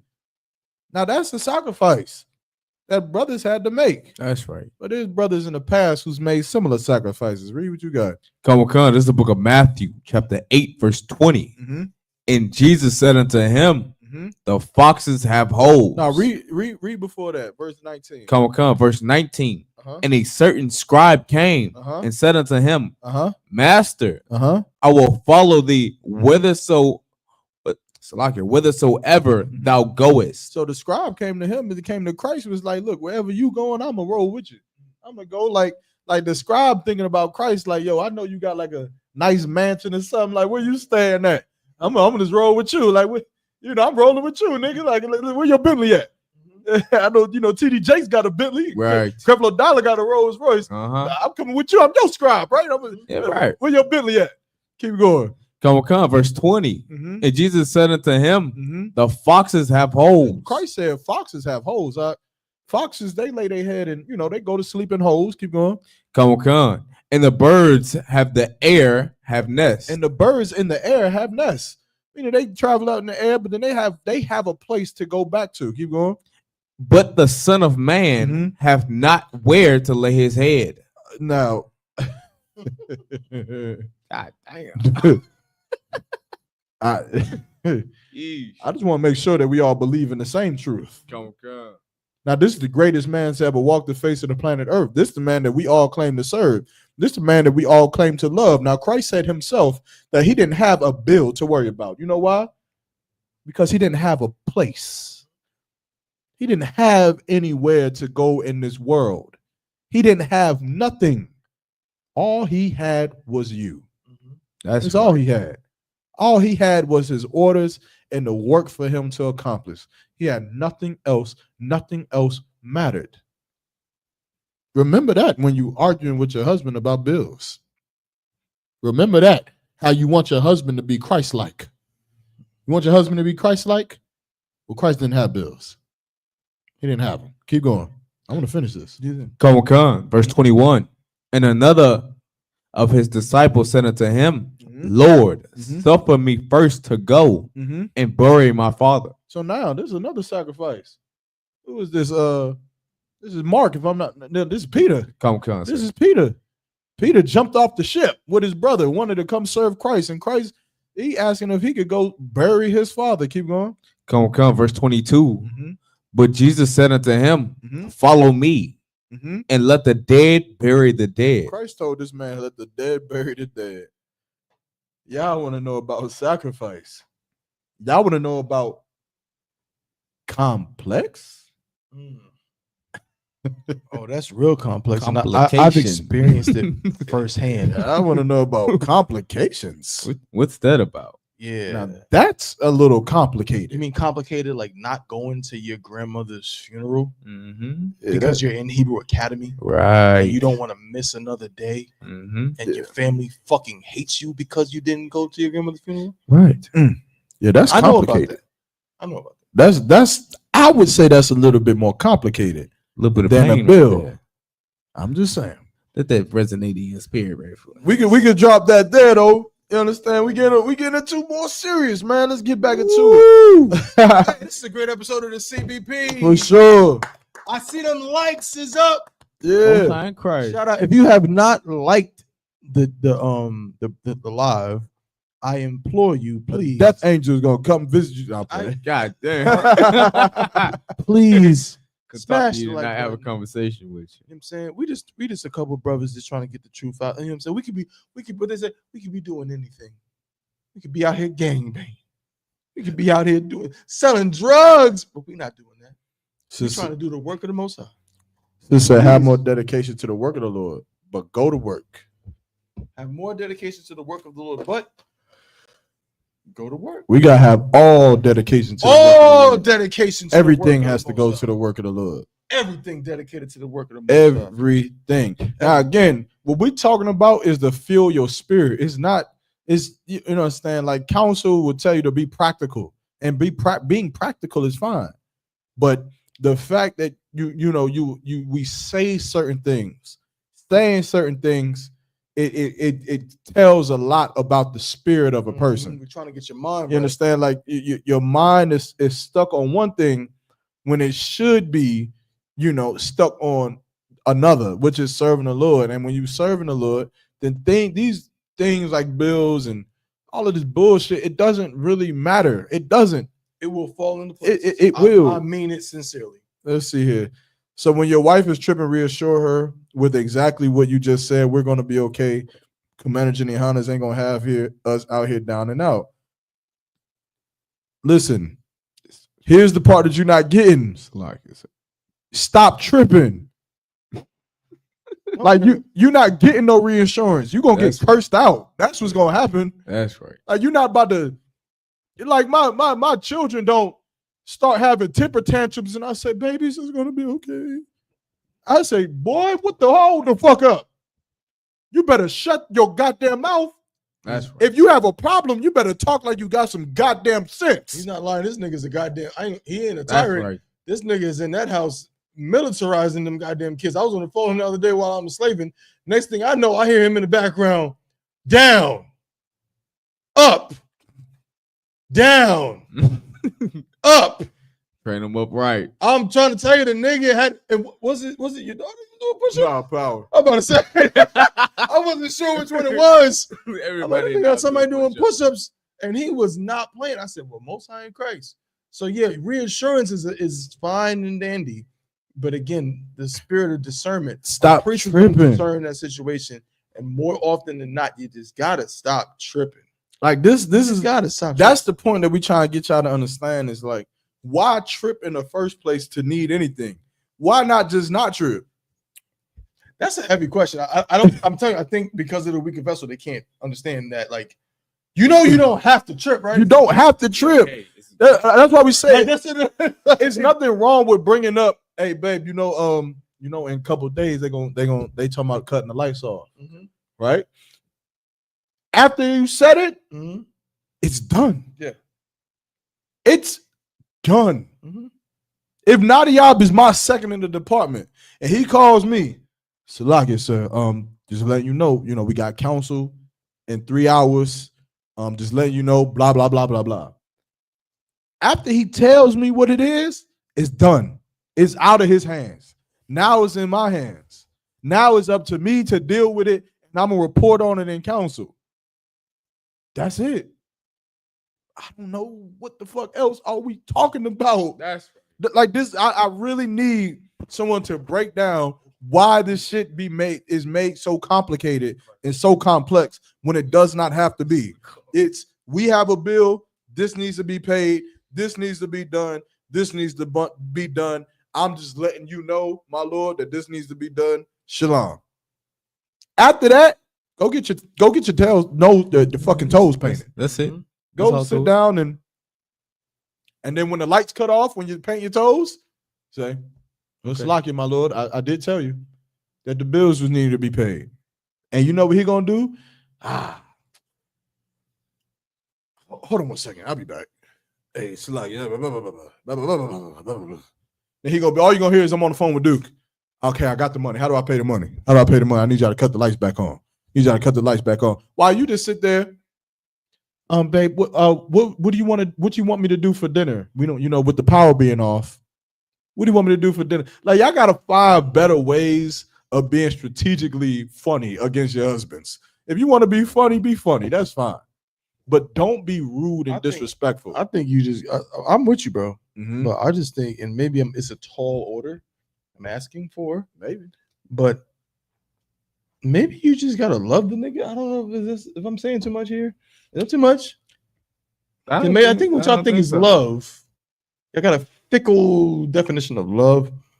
Your husband is a priest, a prophet of the Lord. And the Lord said, I'm paraphrasing, Salaki, I covered. If you love me, keep my commandments. Right. Thanks. He didn't say, if you love me, give me kisses and honey boo boo, Love Jones romanticism. He said, if you love me, for lack of a better word, do what the fuck I said. Thanks. So how you gonna sit here and tell me that you love your nigga, but every time he tell you something, what to do or how you gonna conduct yourself or something, you got a problem with it? What the fuck do you love about him? How he looks? That rod he putting on you every now and then? Is that what he loves about him? If you love the nigga, then you should love the thing that he is, that he represents, that he embodies. And if that nigga embodies the truth, then you should love that. They don't love that nigga no more. And I'm listening. Because this is crazy, right? Yeah. They don't love that nigga no more. Like you want to, you're telling. I'm not speaking on youth a while, but I'm talking about in general again. Everything we saying is in general. I don't have to play the disclaimer again. But a woman will tell a man, you need to go to work and get some money. The man that you fell in love with, he didn't have no fucking money. Mm-hmm. Like how much money, how much time does he have to spend in going to work? What's acceptable? Mm-hmm. Is it 10 hours a week? Mm-hmm. Is it 20 hours a week? Mm-hmm. How much money does he have to make? Mm-hmm. Because leave it to you. You want all the bills to be paid. You want to be comfortable in your lifestyle. You want to be comfortable. Well, for that to happen, a man has to work overtime, his ass off. He has to never be able to go to camp. He has to never be able to go to class. He has to never be available for the truth in order to provide those things. And let me also tell you this sidebar. It doesn't matter how much your man works. You're still going to be broke. It doesn't matter. That's right. Broke like a motherfucker. You still broke. Either way. Your man's still broke. But here's the thing that you lost sight of. You lost sight of the thing that made you love your husband. You loved your husband because he was a priest. Not because that nigga was rich. Not because that nigga was driving a Bentley. Not because that nigga was paying bills. When you met your husband, he was not paying bills. He couldn't. He didn't have a job. He didn't know how to have a job. That nigga had no job, and you laid on your fucking back, and you gave it up to him. You gave it up to him. It's not personal with nobody. It's like I'm saying. It's general. This is what sisters do. It's general. This is what sisters do. You gave it to him. Do. You didn't ask about his job. You didn't ask about how much money he makes, whether he has a Bentley, whether he has a car. You had a license. You just laid down like this, legs all up here, and said, "They can't see you, nigga. You gotta get in the thing and do." So like you laid down like this, your legs in the air, legs all up here, and that nigga had no money. That nigga kicked the field goal. Go. It's good. No money. Yeah, nothing. I mean, he was the best definition of broke. He had nothing. And you let that nigga get, as Maya said in the song with Jay-Z, the best of you. But now you want to worry about the money. Now the money. Never said what changed.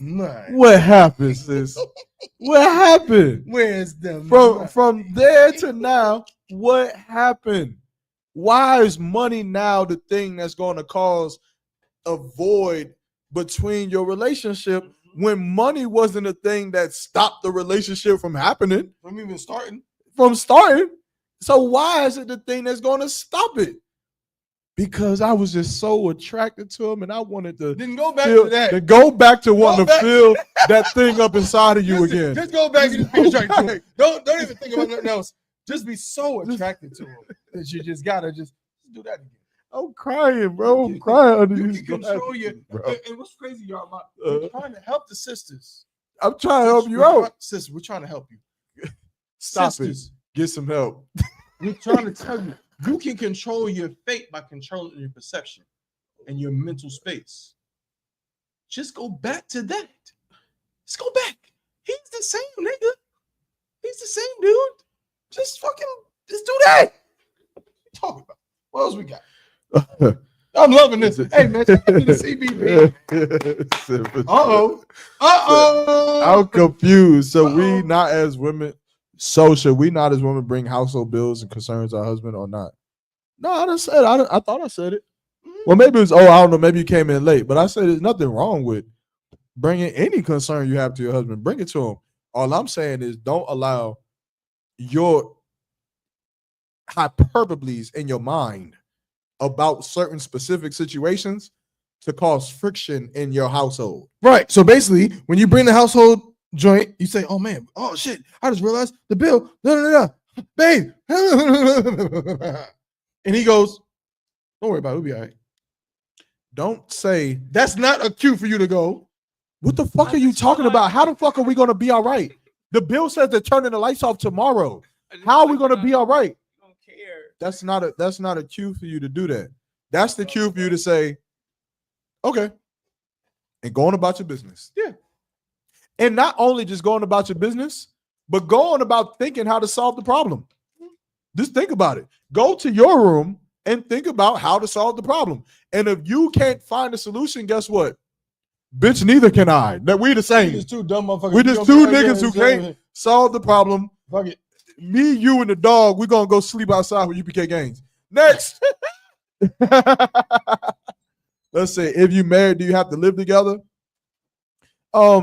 No, the answer is no. You don't have to live with, nobody you don't want to live with. Whether you're married, whether you're courting, I mean not courting, but whether you're married, whatever. You don't have to live with nobody, but if you can make it work, staying together, then you should try to make it work. Or, don't. That's up to you though. But that situation, get counsel. Just get counsel on that. But is it a law that if you are married, you have to live together? No, not at all. Finances are always going to be a topic in a marriage. It could be a topic, but not a problem. Finance should never be a problem because again, it's not complicated. You make it complicated. You make it complex. Can I afford McDonald's tonight when we leave here? That's not fucking complicated. I either have $8 in my bank account or I don't. What else are we talking like that? That's why I want a sister to explain that part. When it comes to the bills or certain complications in a marriage, if it's either we have it or we don't have it, why does the conversation continue? Like, what do you say that makes this conversation be egged on longer than I don't got the money? Mm-hmm. Well, I don't got the money either. Okay. Come. Like, what makes your point valid? What else is there to talk about? Yeah, there's nothing else to. Why do you need to know what we're gonna do as a sister? Why do you need to know anything? Because I'm just trying to make sure I'm not gonna be sleeping outside with UPK games. Bitch, you're not gonna be sleeping outside with UPK games. Can you go paint your nails or something? Can you go do something? Go do something. But the funny thing is, some of you bitches got the money. Damn, that's another part. Some of you do got the money, and you just don't. Some of you got the money. Some of you got it and can hold it down, and you just don't want to. You just don't want to. But even if you don't, it's different. Then what is the point? And you like, if I just said I don't have the money, then why do you need to know what I'm gonna do? What the fuck kind of question is that? What? If I knew what I was going to do, and Damon, please, you, Salagi, if you could, just come to me and say, the bills is due Saturday. Bill is due Saturday. Yeah, Con, I seen that. My uncle about to send the bread. He said he gonna send it tomorrow after he get done with his job. He get some money coming in tomorrow. I'm gonna take care of it. How? No, it's done. My point is this. I was playing the devil advocate. Right. I'm saying because I'm gonna get the money from my uncle, right? But my point is this: if after you say that the bills is due, and he establishes I don't really know exactly right now, then why do you ask what are you gonna do after that? I don't know. If I just say I don't fucking know, if I knew, I would just say, "Oh yeah, my uncle got the, so and so about the, Cap about to send the money and yada yada yada about I'm about to have the money doing." If I don't fucking know, then what else do I have to tell you? Nothing. You just want to argue. You just want to start an argument. And I'm waiting for a sister to combat that. I'm waiting for a sister to share with me a logical response that makes sense as to why you would egg on that conversation if both parties don't know how to solve the problem. Me and Tabawan have issues all the time. Nigga, what we gonna do about the CBP if you late for work? His response: I don't know. My response: damn. All right, well, maybe you get off early sometimes. Yeah, maybe I do, maybe I don't. We'll figure it out. What the hell am I supposed to say? It's that simple. It's very simple. I know the conversation me and you just had this gave them so much anxiety. It just made their skin crawl. Anything that goes like that to them is like, no. I need to know. It has to be planned. I need to know what's gonna happen. To be planned. What the fuck else can I say? Nigga, I don't know. If If it ain't planned, then it ain't right.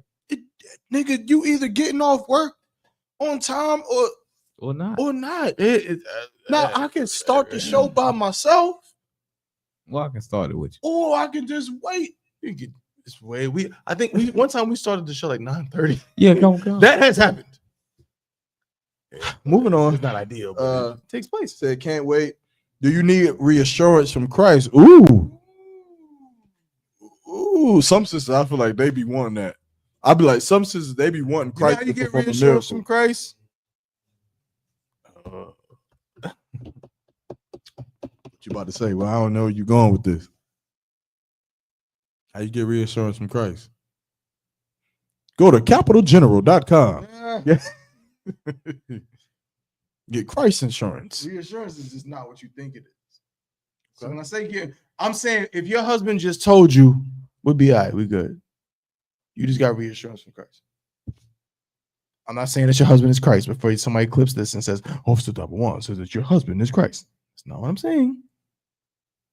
I'm saying the scriptures tell you to what? What does it say about the relationship between a wife and a husband in comparison to the relationship with Christ and the Most High? Your husband is like having Christ in your house, like having the Most High. You're supposed to obey him as you would obey Christ or the Most High. So when your husband said, because if Yahweh came down and something crazy was happening, and Yahweh said, we'll be all right, don't worry, you would say, Counselor, and you wouldn't say nothing else. You wouldn't say nothing else. So when your husband says it, why is there anything else that needs to be said? I don't understand. Why? Oh, maybe because they say, you're not Christ. You're not Moses. You're not King David. That's really what they want to say. That's really what they want to say. You're not General Hyman. You're not General Hyman. You're not General so-and-so. Well, then if that is the case, if I'm not General Hyman, I feel sorry for you, bitch, because you got to be in the bed with me every night, not him. So I feel bad for you. You made a mistake because now you're in the bed with me every night. I'm being facetious, but why would you even talk like that? Why would you even say that? Like, I'm not saying I'm not talking about anybody directly or specifically. We're saying that concept. Why would you even talk like that? This is the nigga that you chose. You better have more pride in your choices since you so goddamn smart, right? You so smart.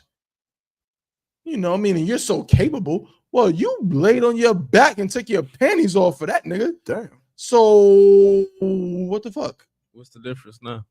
What's the difference now? Well, or maybe she wasn't as smart as she thought. What makes it more complicated than that?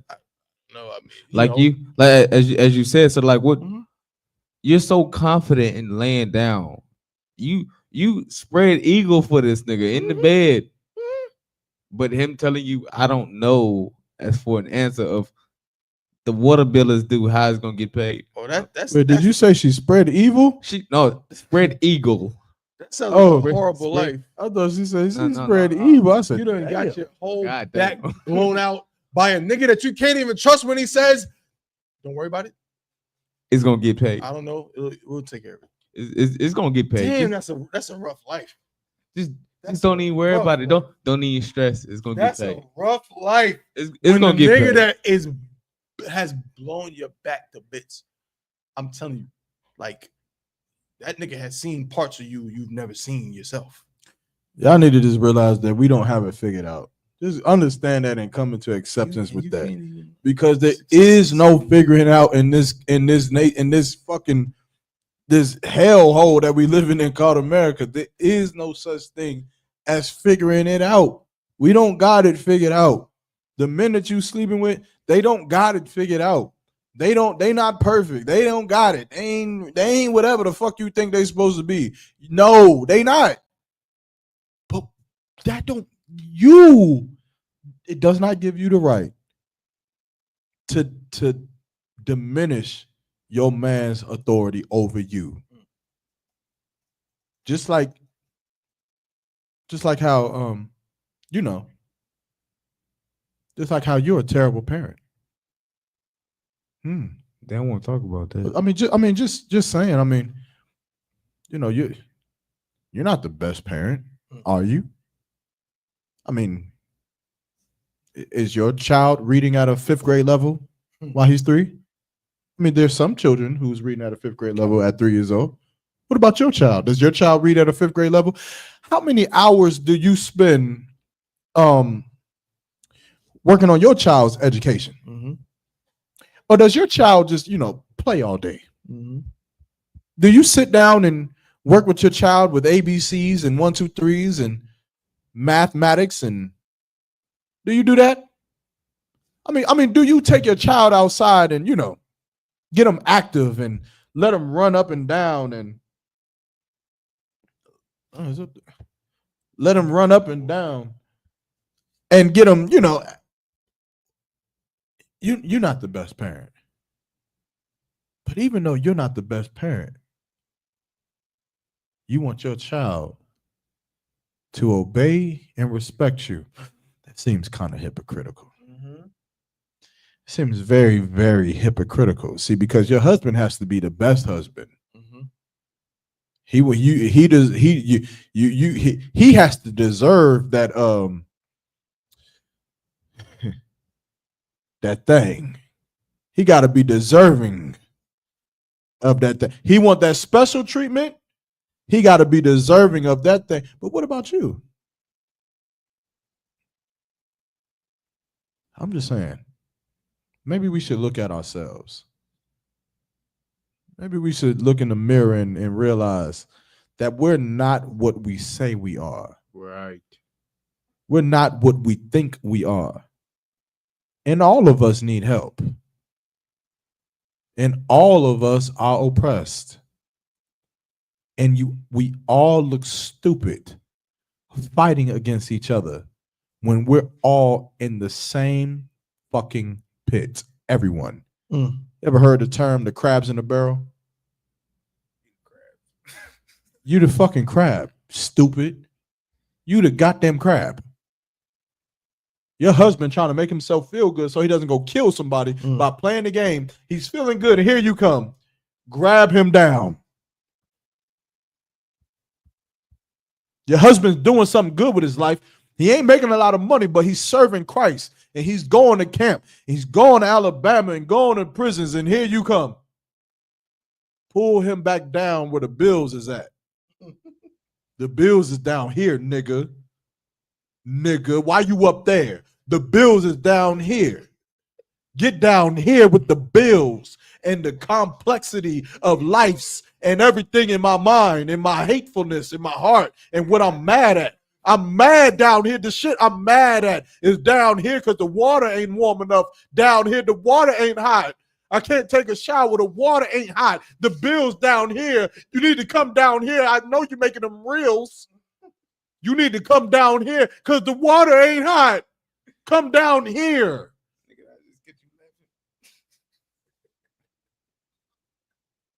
I'm just saying.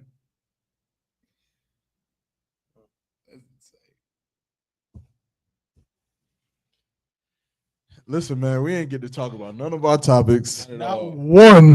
Well, Salakia, more comments and we gonna clip it, bro. we started on the first topic. Sis says, Salakia, per counsel reassurance, reassure your wife depends on situation. Context matters. For sure, context matters. But what I said was true. I'll tell you that right now. What I said was absolutely true. I guess. So I'm sorry, but it ain't no nah. As far I don't know specifically what you're talking about, but counsel or no counsel, what I said was right. Or do we rely on faith? Yeah, Kyle, I think he was talking about do we need reassurance? Yeah, we rely on faith. Salakia, but I don't think that it's fair to compare a woman's concern to a child's lack of concern, though.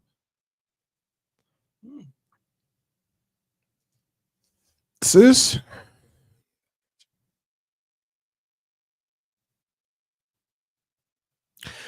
are you ever concerned with the Passover? Or do you just show up? Do you need reassurance every year if the Passover is going to take place? Or do you just show up? Do you know what takes place behind the closed doors of the Passover? Or do you just show up? I think the majority of y'all just show up. You don't know what's take it off. You don't know what's happening for the Passover to take place. You don't know what's happening to make sure that everybody has a good time, to make sure that hotels are available, to make sure venues are in check, to make sure security is on point, to make sure that alcohol is provided, to make sure clubs is already pre-approved, to make sure that we got everything that we need to make sure that the Passover takes place every single year. You just show up. We don't need reassurance. We just show up. What I'm telling you, sisters, that as wives to your husbands, maybe just show up. Just show up. Mm-hmm. Just be a wife. Just be a helpmate to your husband. He doesn't need you to be calling Commander General Yohana asking him if the Passover is taking place. No one needs to call Commander General Yohana and bug him about where the Passover is going to be this year. No one needs to do that.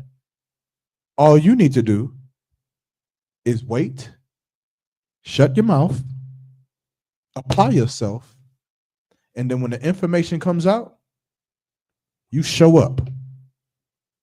Why can't you do the same for your husband? Why can't you do the same? Dang. Just show up for him. That's right. We don't know where the Passover going to be at yet, sis. We don't know when the bill going to be paid yet, sis. We don't know what we're going to be living at 2 years from now, sis. We don't know what degrees we're going to have, what circumstances we're going to be in, how much money we're going to be making. We don't know none of those things. Why don't we just show up? Damn right. I think it's a perfect comparison. Yeah. Because children show up all the time. That's what they do. They known for that. They show up and show out. Right? That wasn't a crazy scenario, as I just cut both of y'all. Say it again. Damn right. Y'all gonna know not to come against the CBP. Yeah. We gotta get up out of here, man. Come on. If you are told to jump out the window, you better jump. Salakis, Right, don't do that. Salakis. Don't jump out the window. Self-harm is not. I said, nope. Yeah, that's a little wild. Yeah, don't jump out the window, please. Is that Cap? That's Cap. Cap your cars, you know. Hey, Salam on the one of the Christ. For sure. Salaka, we catching your message late. We coming through the comments now. I spoke to Cap, man. We gonna get Cap on. Yeah, that's a CBP legend right there. For sure. We gonna get Cap on for a segment. Sister Patricia said, "Con, sir, P. Diddy pays his bills." Yeah, all the ones that got in prison. Tyler Perry pays his bills on time. Oh, I get the point. Yeah, hell yeah. CD Jakes has A1 credit, I'm sure. Yeah, you don't got to worry about that with them. Nasty Nate has a refrigerator full of cucumbers, eggplants, and grape jelly. Oh my, when that nigga said that shit, bro, I couldn't believe that. Yeah. How did they not walk out of that class? Grab the jelly. The water brothers for all you sacrifice sisters as well. The water to you, sis. Boots on the ground and bring that. Boots on the ground. Mierda. Bring back that wet. Shit back wet. For sure. Mierda. It doesn't have to be complicated. It does not have to be complicated. That's all we're talking about. Boots on the ground. You can't make it complicated. Boots on the ground. Brown potato, brown. Oh, man. I'm not saying to not be okay with the response. I was talking having an initial conversation. But again, that I haven't been talking about this. The initial conversation always listen. I say this to be clear. There's nothing wrong with having a concern or bringing anything to your husband. What I'm saying is, don't allow what's going on in your realm, in your mind of thinking, to control how you respond. I just told you. I'm gonna say this. I'm gonna say real quick, Salakia. I just told you a story. The nigga Yarmak next to me, he was a trooper one day, and I was a young man. And then this is I had known him for some time by now, but he became an officer. And immediately she said, "Fuck you." She said, she said, "Calm, no sweat." She ain't even and immediately. They ain't even got the response yet. She said, "Calm, no immediately, we know you became lingo as such.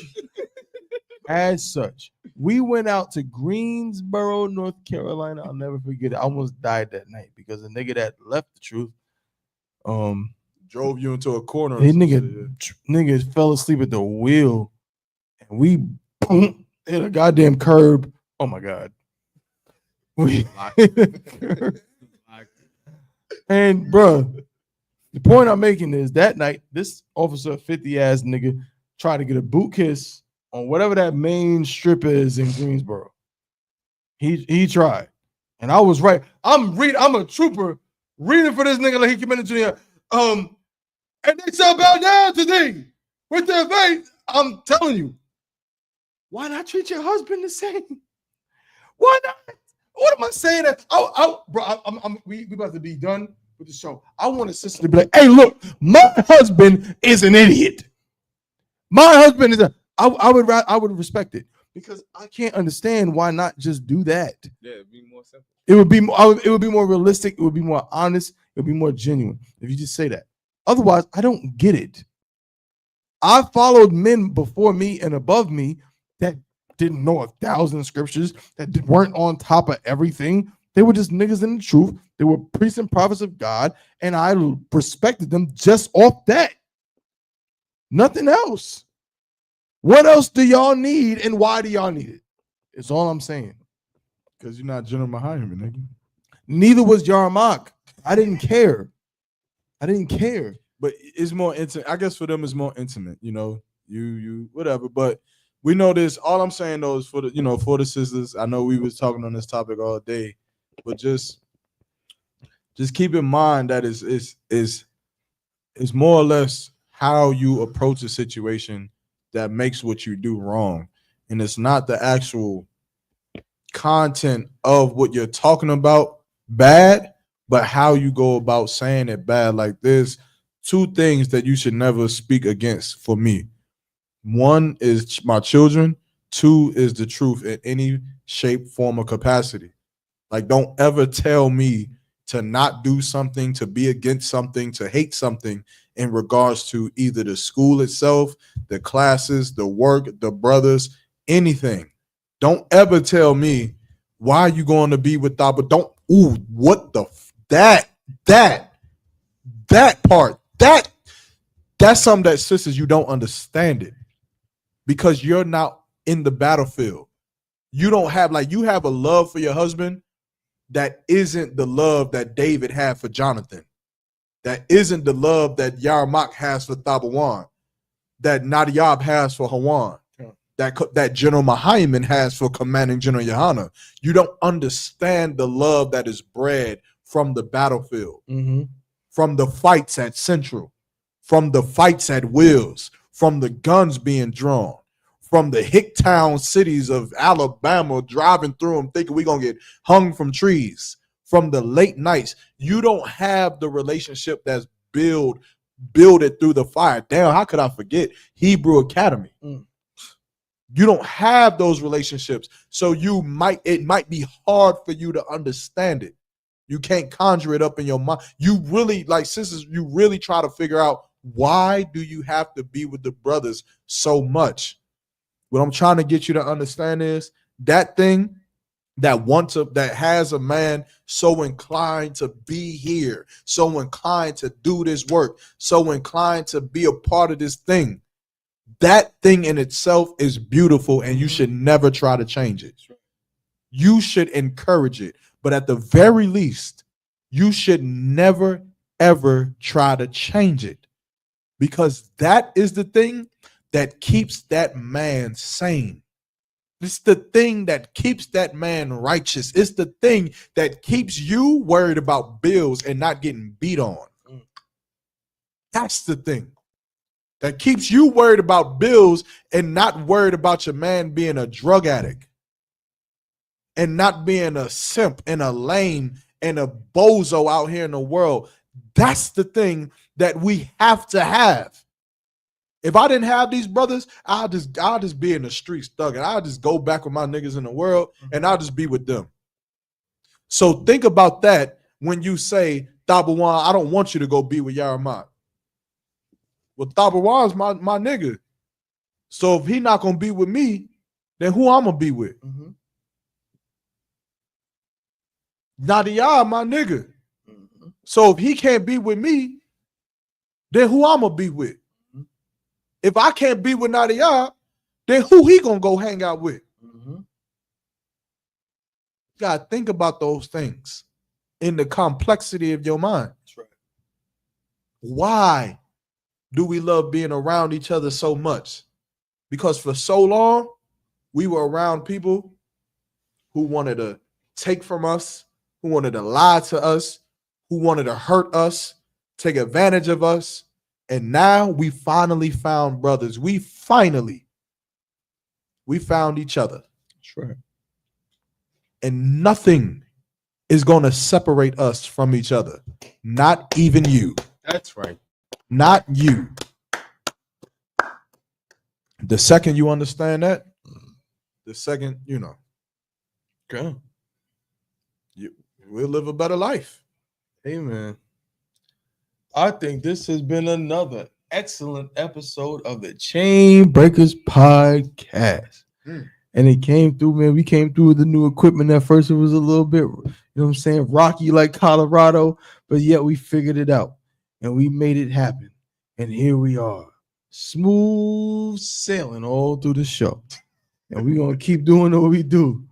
Keep holding it down, man. So, we ain't going to do too much, man. Shout out to everybody that tuned in. Shout out to all of the Unchained brothers and sisters, man, that came through in comments. Especially shout out to y'all, man, that was willing to ask questions, willing to make statements, and really take it there. But before we get up out of here, before I do a little outro, just to give everybody an opportunity if they want have something to say, they want to say, Slakia. So, Yarma, you want to say before we head out? Nadia, you got something you want to say before we head out? If I could, as the outer one was saying, before you spread eagle for that man, just be sure that you gonna follow every order that he give you. So if that man say he unsure about paying that bill, just have some reassurance that he gonna get the bill paid. That's right. Or he just gonna handle business. That's all to it. It ain't that hard to understand. Just don't make things more complicated. or listen to UBK games. Oh my God. Or just don't make it more complicated than what it has to be. It could be so simple. If he say no, he say no. If he say yes, he say yes. He say I don't know. He say I don't know. If you got the money, pay the bill. If he got the money, he gonna pay the bill. Just be sure it's gonna get done. That's it. Yeah, I don't got much, man. Just make sure y'all get to the Carolina Coke Classic Cookout, July 4th weekend, Fayetteville, North Carolina. Get them Airbnbs, hotels is up. Shout out to the prison department. We definitely had a great day yesterday. Damn right. That is right. Damn right. If I could, please. If I could, the prison department is it's an undertone department of the UPK, because a lot of people you can't, you don't really going into the prisons, you can't see what's happening. We can't bring cameras in there. I seen a video earlier today, and it really boosted my spirit. It really lifted my spirit because seeing brothers actually take hold to the truth from being incarcerated is something that seems like an impossible task. And going into the prisons, we started, shout out to Captain Zakar, but we started, months ago going into the prison out in East Carolina. And at first it seemed like, it's cool or whatever, but then we started running into some issues with certain, white Edomite Jewish prisoners not wanting us to come in there and teach. They trying to double down on not letting us wear our spikes and our armbands and headpieces and everything like that inside of the facilities, even all the way to stopping one of my officers from coming in because he got a metal hip. And that was a day that I was about to, after I'm through doing what I'm about to do, just go ahead and put me in the cell in the prison, because I ain't like that. I still don't like that shit that they did that to the brother, man. So, but nonetheless, through counsel, we kept going to the prison. You understand? There was sometimes we went into the prison and they would stop, the classes from going by basically assigning rec time for the prisoners at the same time that we would come in there and teach class. So we would have no students. There's times where I would teach Officer Nadiyab and Officer Hawan and Yanazar in the class with me. Sometimes I just teach them because there's nobody else in the class and talk to the guard. You understand? We would go in there and then we'd leave and come back. We kept coming. I think we done went, what is this, like our sixth mission? Yeah, come constant. This is about our sixth mission. Sixth or seventh mission into the prison. And last night we went in there and the Lord was with us in this one. We went into this prison. Not only did we have classes, we had about 50 inmates that walked into this class, man. That's right. 50 inmates that walked into this class and listened to the words of the Most High. And not only did we have 50, I'm telling about it was remarkable the way that it happened. At first, it was almost like 20, brothers sitting down. Then like 6 or 7. Yeah, like 6, 7, 12 sitting down. Then it get to being like 20, 25, 30. Then the CO, the guards is, yelling at us like, hey, it's more people outside, but it's damn near reaching capacity. You want us to send them back? Send the inmates back or whatnot? Nah, I look at the guard. I'm like, nah, bring them all in. Bring everybody inside. Bring them all inside, man. And then eventually I tell the COs, I say the prisoners to go ahead and come up forward, to come close to the teacher's desk to make room in the back. And it was a packed out house, man. You understand? So again, I want to give a big shout out to the ISUBK, the prison department, Captain Zakar, Captain Nayatag, and of course, Commander General Yohana.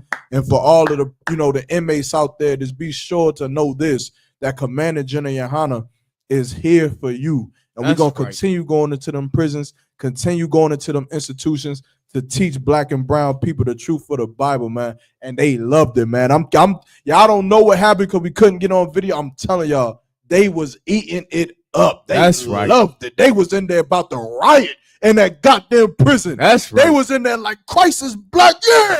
Yeah, the Deuteronomy 28 and 68. Nadia will tell you. Yeah, then they heard that, man, and they went crazy. They went bananas when they was hearing the scriptures because they never heard it before.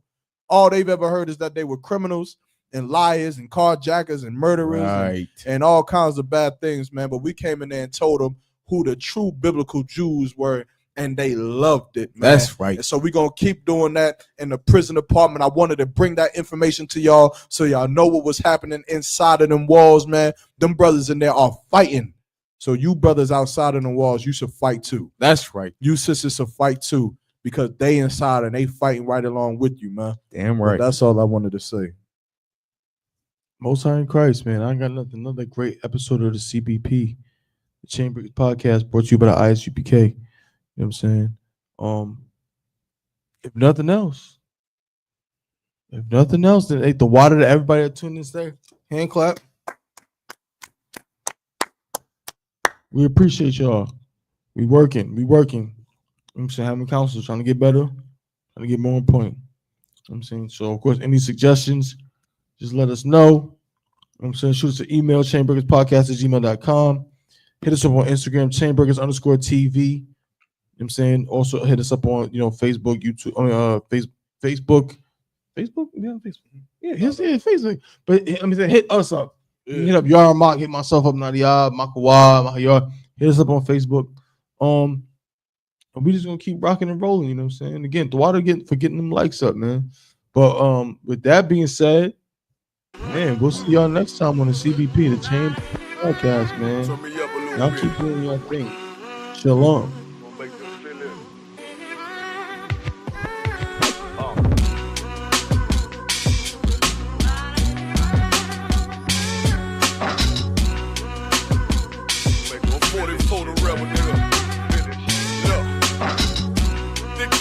Survival is formality, and I ain't worried about my rivals, they just casualties. I bring his heart on the platter like Applebee's, let him lose control.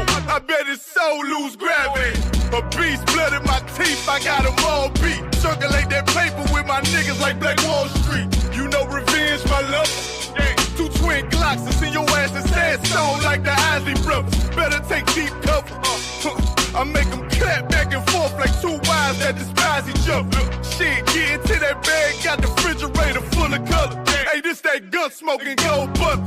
Handing these little things to my Lord, get a look to kill. I need a bad bitch that look Brazilian. If real recognize real, I should look familiar. Fire in my back in the lobby, I burn down the build. Back on that ass, in case these niggas need proof, they on my sons. I took them all to preschool. He and his feelings better be cool, cause I chew that beef up, show my tongue now it's seafood. I brought that all to your burial, I'm the pallbearer. This my shit, I sit in the throne like a lawn chair. All fair, warfare. Shit, diamond back AR. Work that bitch like a guitar player. Turn down. Fucking with home. Fucking with home. Told me, motherfucker. They tell them niggas turn down. Told them boys, hold on, you playing with niggas. West Coast lead the shit. You better tell them niggas turn down. Ain't it beautiful up on that fire as usual?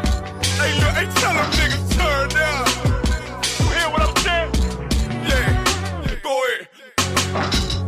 If it ain't that serious, why you hysterical? I survived when niggas died, it's a miracle. Took a loss, but payback's a bitch. She the love of my life, I make her sing like Erica. These niggas weak on the frail side, I leave them wetter than a whale ride. UPK Hellboy, bring the hellfire. If I can get a piece of heaven, I'm on hell's side. And in the end, I'll be undefeated, Lord, I promise. Shit, I bleed for the creed like Adonis. Cowards don't get acknowledged. You break the oath, boy, you know the price. We ride together, we die together. Bad boys for life. I get what he want. Better chill, chimp. Run this shit like Forrest Gump. Cause you think I'm playing. Glock with me, that's my Jenny. No leg, yeah. 17 round roll on you like Lieutenant Dan. Turn down. Told me, motherfucker. They tell them niggas turn down. Think I got glory coming. You think I did all this shit for nothing? You better tell them niggas turn down. Coward ass motherfucker. Hey, look, hey, tell them niggas turn down. You hear what I'm saying? Yeah, go ahead.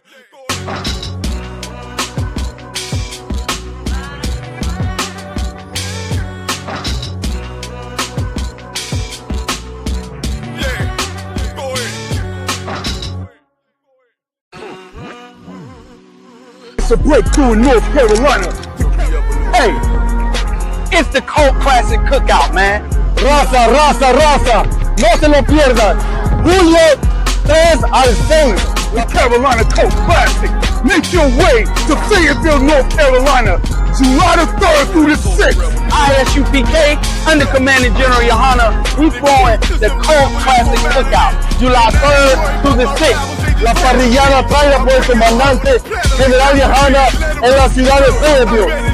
Where we're going to have the Carolina Cult Classic. We got free food. We got free music. We got drinks. We want to have games. You understand? Come out. Be with your brothers and sisters, man. Bring your families. Bring your kids. Bring your aunts. Bring your uncles. Bring all your family, man. If you're black, Hispanic, or Native Indian, you're welcome, man. Tendremos la parrillada clásica cultural. Solamente traída por el comandante General Yohana. We're going to have teaching from General Muhammad on Thursday night scripture breakdown. We're also going to have a tour of the slave plantation, the slave market in Fayetteville. You understand? Man, we're going to have drinks, food for everybody. You understand? It's the Cult Classic Cookout, July 3rd through the 6th. Be there. Shalom. Be there. Shalom. Julio 3 a Julio 6. No se lo pierdas.